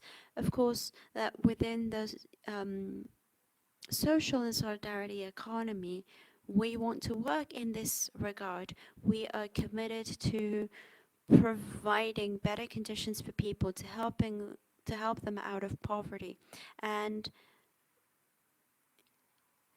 we can all be part of the solution. Giving without taking. Thank you very much, and we will work very closely with the UN to see how we can continue making progress in this sense. Thank you very much. Alain, could you continue, please? Donc nous terminons maintenant. Yes, so now we are about to conclude actually with Mr. Nicolas Schmidt, Director of the Enterprise Department,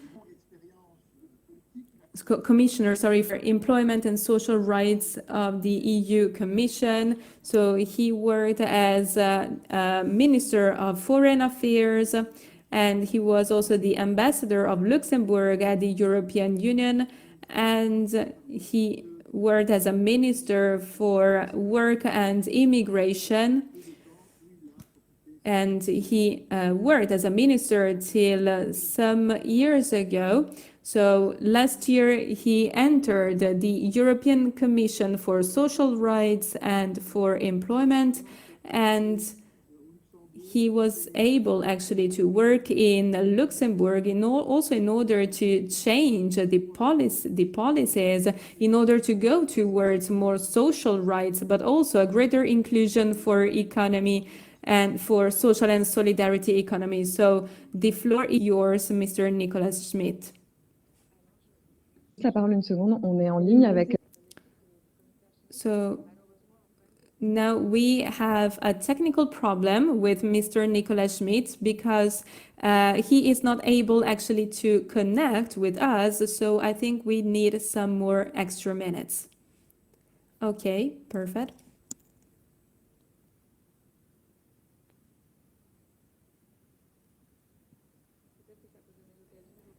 Maybe we can go back to some questions that were asked in the chat box while we wait while we wait in order to solve those technical problems.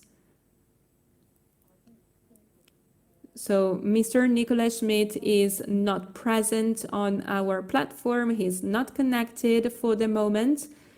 And so I think we will need later on to repeat his introduction.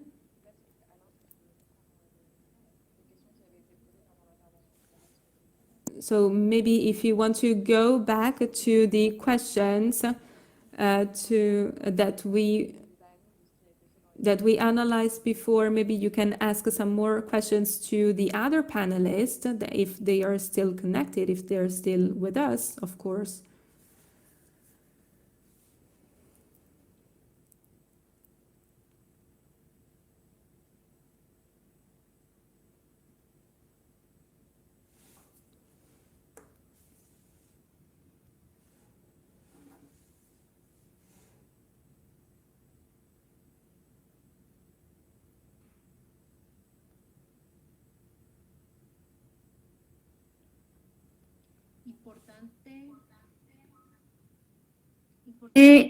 La participación.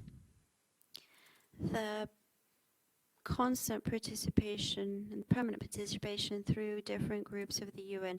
That's very important to us because worldwide we have the same needs, and through this network we have a presence in all of the continents. I think that participating in each of the different territories in order to be able to intervene and fight against food insecurity is extremely important, and also for taking care of the environment. With COVID, we've been able to reduce 17% of CO2 emissions worldwide. Our seas are cleaner. Nature is growing, and that is very important to keep in mind, and we should keep things this way. And SSE can actively help in continuing developing activities in order to be able to guarantee better nutrition and food for specific populations, like, for example, children, elderly people, pregnant women, and we can do this by also protecting the environment. So we all commit that, so that social and solidarity economy can lead us to developing activities while respecting the environment and while helping and working in favor of gender equality. And we do this in each of the different territories with the goal of helping of building a better world. I think that this is something that we can articulate throughout each of the continents. We can really create a global group that will work in favor of the SDGs. And this is why the participation of each and every one of the organizations that are here today is so important. It's very important so that we can lead each of the different fronts that the governments are committed to. It's very important for us to be able to have the recognition from the governments, for us to be acknowledged, and for us to be seen as part of the solution. Alain?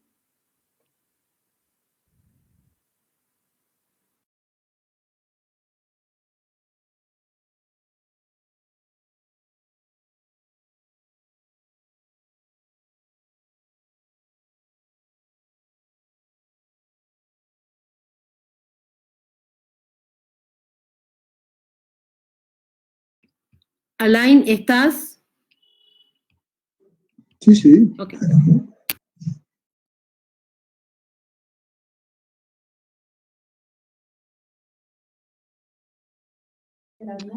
On essaie de... We are trying to call the commissioner to see him at least on his phone so that we can place it towards the screen.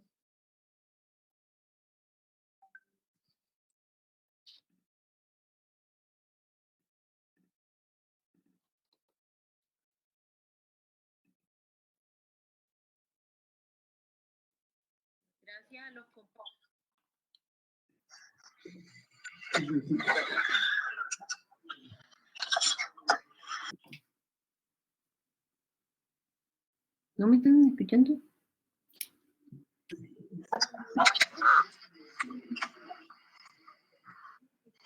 Commissioner Smith, you have the floor. Pour une fois, je vais essayer de parler en français. I'm going to try and speak French. No, the audio is awful.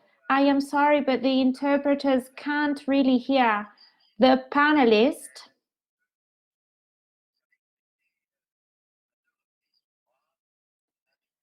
I was invited twice to the Mont-Blanc meetings. And I always think that your meetings are fruitful, are interesting, and also in this dialogue with people who work hands-on in the field of SSE from other continents as well. I salute all the friends because I've seen a few names on the list of people whom I've worked with in the past. Hello, everyone. I am happy today to be here, though it was not easy. I have to conclude right now. Unfortunately, the sound quality is extremely poor, and now we've lost the connection with our speaker. The interpreters apologize, but it's not possible to hear what the speaker is saying when he's speaking from a phone onto a screen. The project to elaborate a plan for social and solidarity economy for Europe that, in my opinion, must include a dimension that goes beyond Europe, including other partners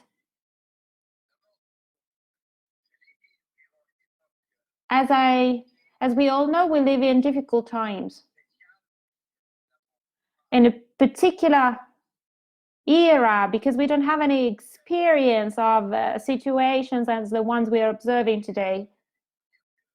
So we must say that this pandemic has also impacted the SSE field. When we see what's going on in France, SSE enterprises have been impacted by the lockdown. All activities have been impacted. They have lost revenues on which they had counted. So what is valid for economy in general is valid for SSE as well. So enterprises that are enterprises in good health, but in the circumstances that we see are experiencing difficulties. Some weeks ago, we heard ministers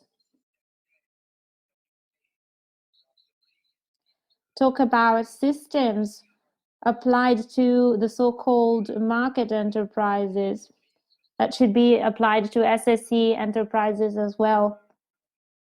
SSE has a role to play not only during the crisis, but also over the crisis, after the crisis, to solve this crisis. So I have some reflections to share with you. I am sorry, it's almost impossible for the interpreters to work because we can't hear what the speaker is saying through the phone next to the computer. It's a plan for resilience. We see that a number of states include SSE in their national plans to be submitted to the Commission that are going to support it by resilience and this new economic spurring. France is one of those. Italy are including social economy in their plans. I believe that it is justified, first and foremost, because we must support social economy. That's our big project. It's also a project for this Commission within our action plan. And this also reflects a big social need, a need for labor, a need for activities realized by SSE enterprises. We have a big danger in this crisis. That is to say, this healthcare crisis has turned into an economic crisis and the risks are huge. This crisis may become a social crisis as well. So I believe that in this context, we must reinforce social economy to prevent social crises, mainly for the most vulnerable ones. And I heard the news recently.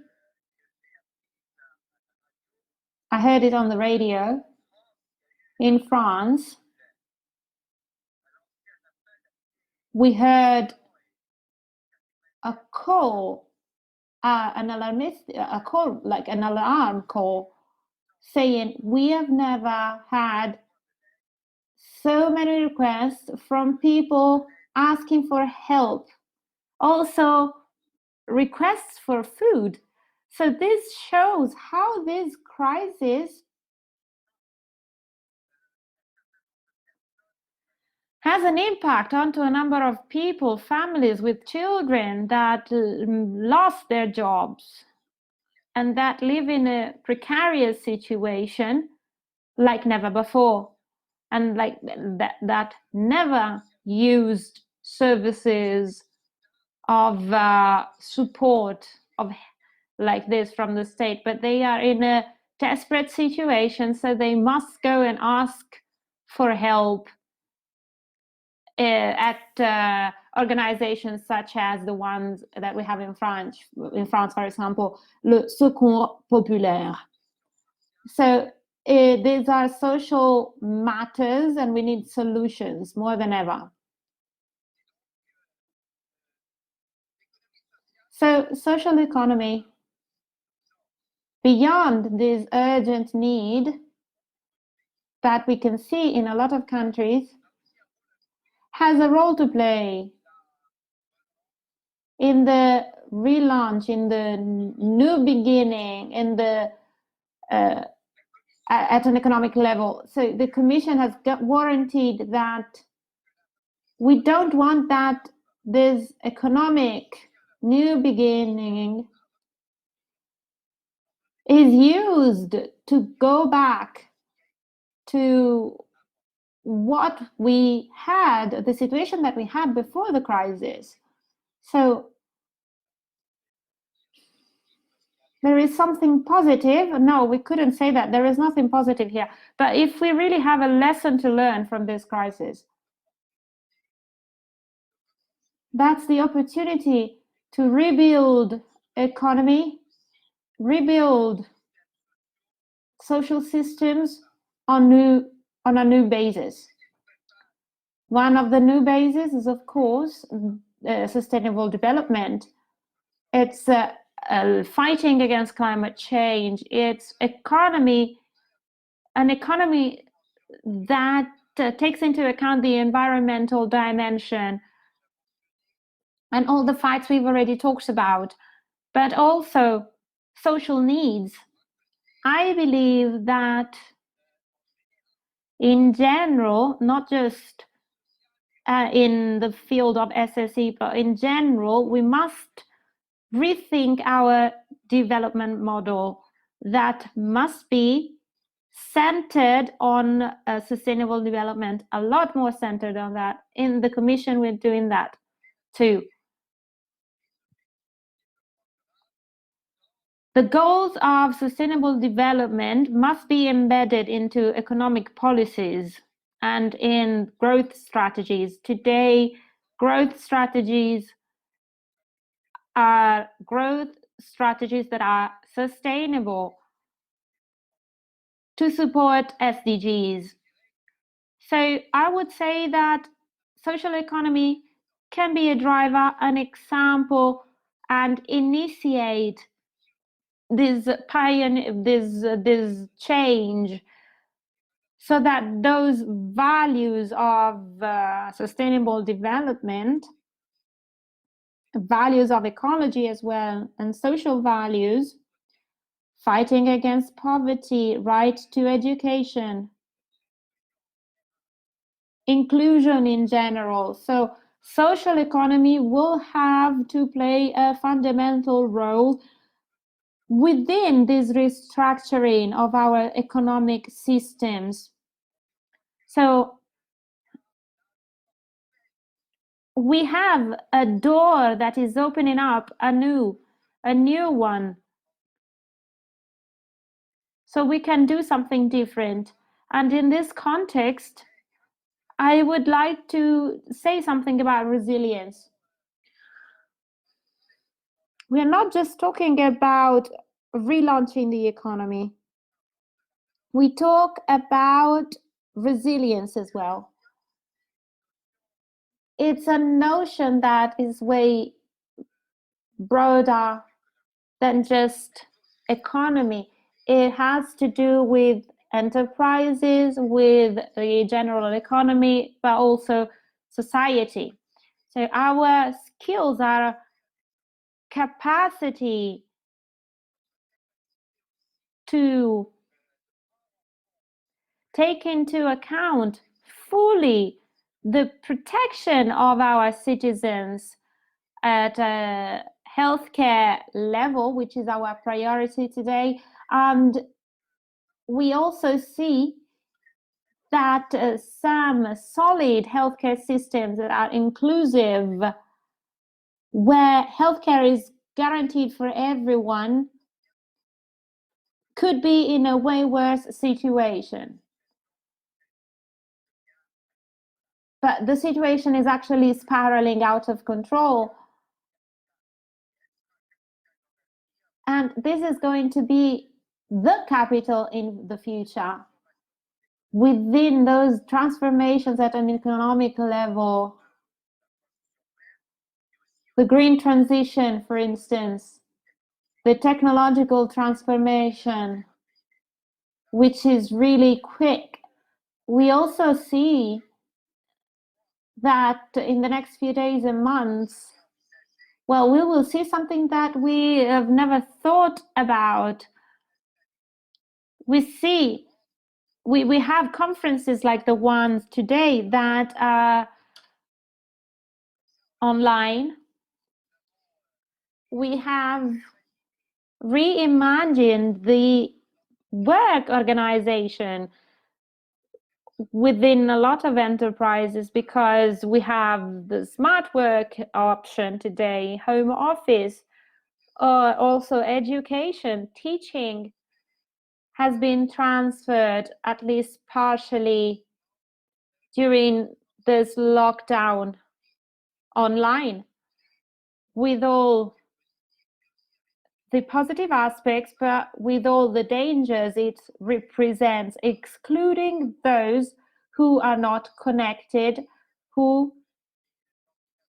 don't have a laptop at home, who are not connected to the internet.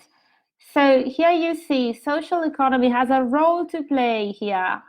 I saw that there are a few enterprises in Brussels. There is an association called Bologuet that gives used laptops to families who can't afford one. In Luxembourg, there is an IT technician that created a social enterprise to refurbish laptops. We know that we change our laptops, our computers quite often, even though they are still valuable. So he refurbishes them to give them to those who can't afford any, or to migrants. So in this situation, in this crisis, in this technological change, in this environmental change, those social enterprises have reacted, addressing the people in need. So here during the Mont-Blanc meetings, we always think about how we can open up new perspectives for social economy.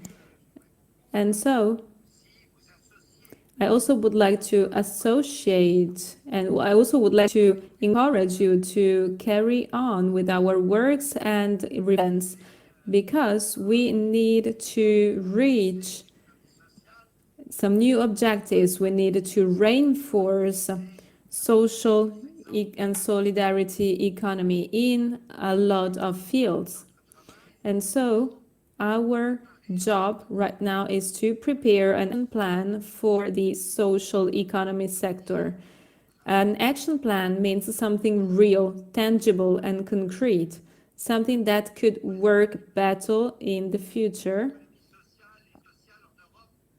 and something that would give the possibility to overcome difficulties, to find solutions, to overcome obstacles and barriers, maybe some obstacles given by some more traditional enterprises and structures. So we need to find new solutions. Another important aspect is the funds. So sometimes we say that social economy is active, but it should do more. And in order to do more, we need more extra funds. Of course, it is not easy to find some private funds, and it is not easy to rely only on public funds. So we need innovations, and we don't need to rethink about the main values of social economy, but we need to reuse and use better the existing tools in order to give the possibility to SSE to further develop.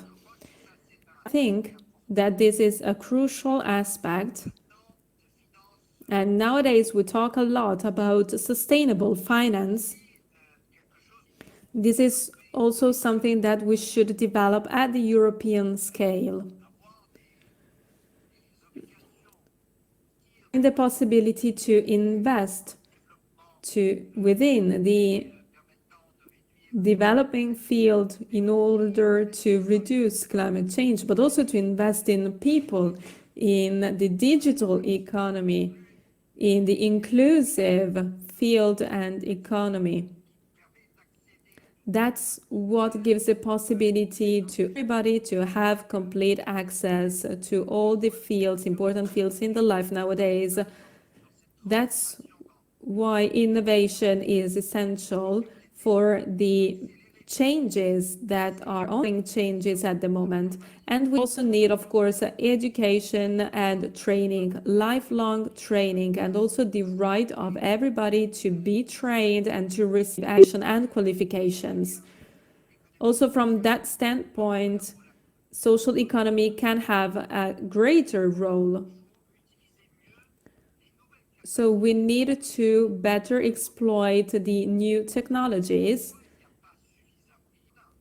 We have enough capacities right now. We have enough technologies, but we need to further to use them in a better way in terms of SSE, because we need to use technology in order to create some business models based on sustainability, on the rights of everybody.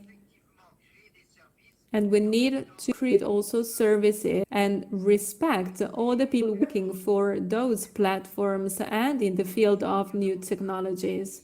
Something fundamental, and new technologies of platforms represent an important sector also for the social companies and enterprises. So this action plan, as I was saying before, should be something real, tangible.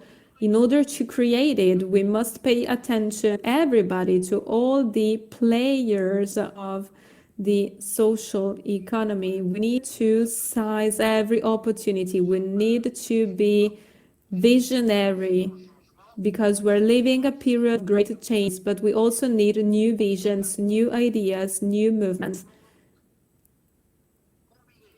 And we need to put together those two, so the practical one and the visionary one, in order to further develop SSE. So altogether, we will need to collaborate. We need to collaborate with people working in the European Parliament for social economy, working here in Brussels, working at the UN task force, and people working at ILO, because ILO has a leading role when it comes to social innovation in the labor sphere, in the labor sector. And I really would like to thank all those people, actually, because they are fully engaged at a global scale in order to promote social income. I also have to say that the Mont-Blanc meetings are international meetings based on international solidarity, and international solidarity is also one of the main aims of those meetings. So we need to focus on promotion, on support of SS in several countries of our world. I still remember when I had the possibility to take part in one of the last meetings, on one of the last Mont Blanc meetings that was held in Geneva. And actually, we talked a lot about Africa in that occasion.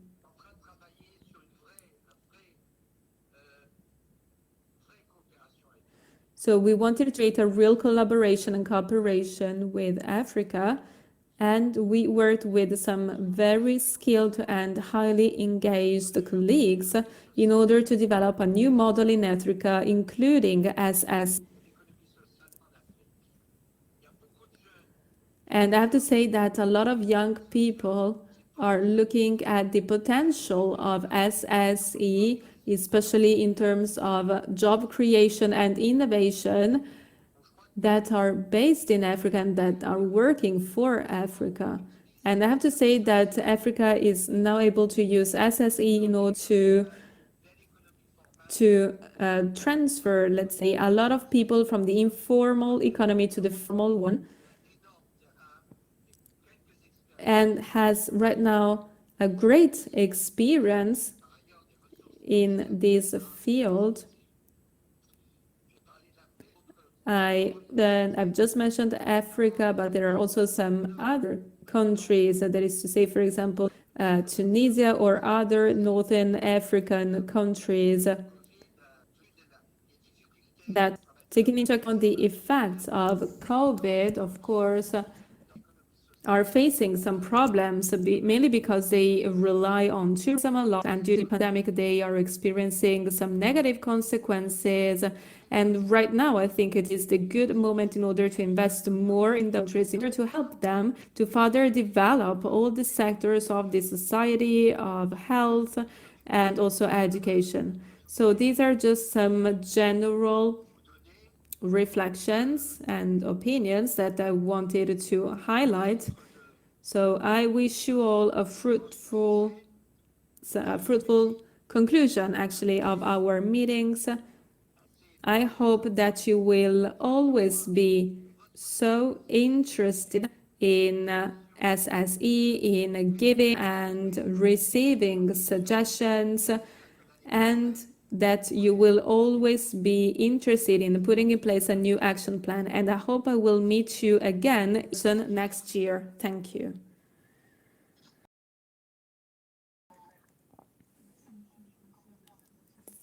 Thank you very much.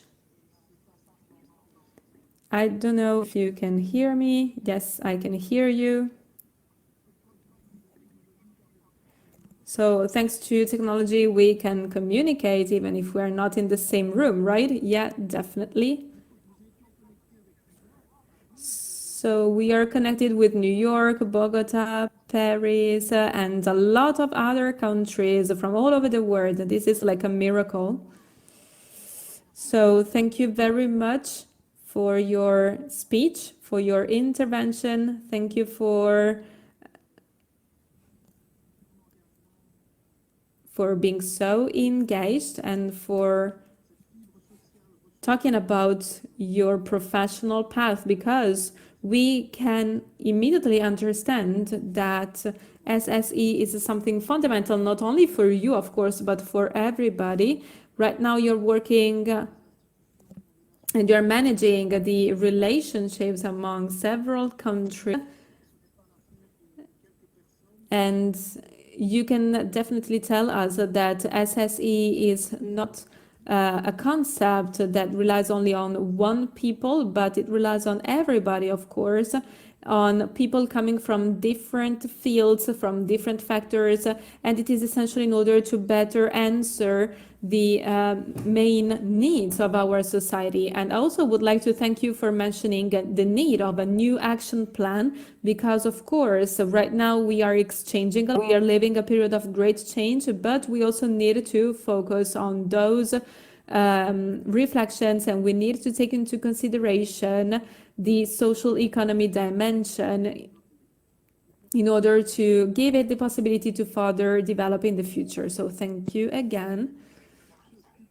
Thank you very much for having me. So we only have some minutes to conclude our marathon, actually, as my colleagues would say. And this was a great opportunity in order to exchange ideas, but also to listen to some panelists that are that are expert in their fields. And again, I also would like to thank them for taking part actually to our meeting, and had the possibility to address actually our speeches to a lot of people, from 250 to 350. Of course, we also had some technical problems, but this is almost, let's say, mandatory when we organize a live event, especially an online live event. This is something normal. But I have to say that at the end of the day, we managed to have good discussions and to talk in a very good way. Today, we've also had the possibility to highlight the role of our companies in our societies. We also talked from the philosophical standpoint about what SSE bring to economy, what SSE could bring to societies, in general. We had the possibility to talk with one of the main representatives of United Nations, and also from the EU Commission with the last panelist.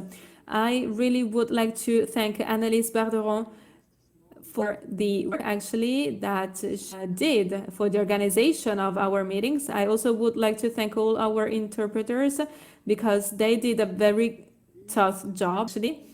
And just to conclude, I just would like to say that we are thinking of organizing a new session of our Mont-Blanc meetings, this time in person, because of course technology is really good right now, but it is even better to meet in person so that we have more possibilities to keep on talking together and keep on exchanging. So once again, thank you for participating to this edition. I hope to see you very soon, I think in Geneva or somewhere else in the world, for the next edition. Thank you very much. Enjoy your day or your evening.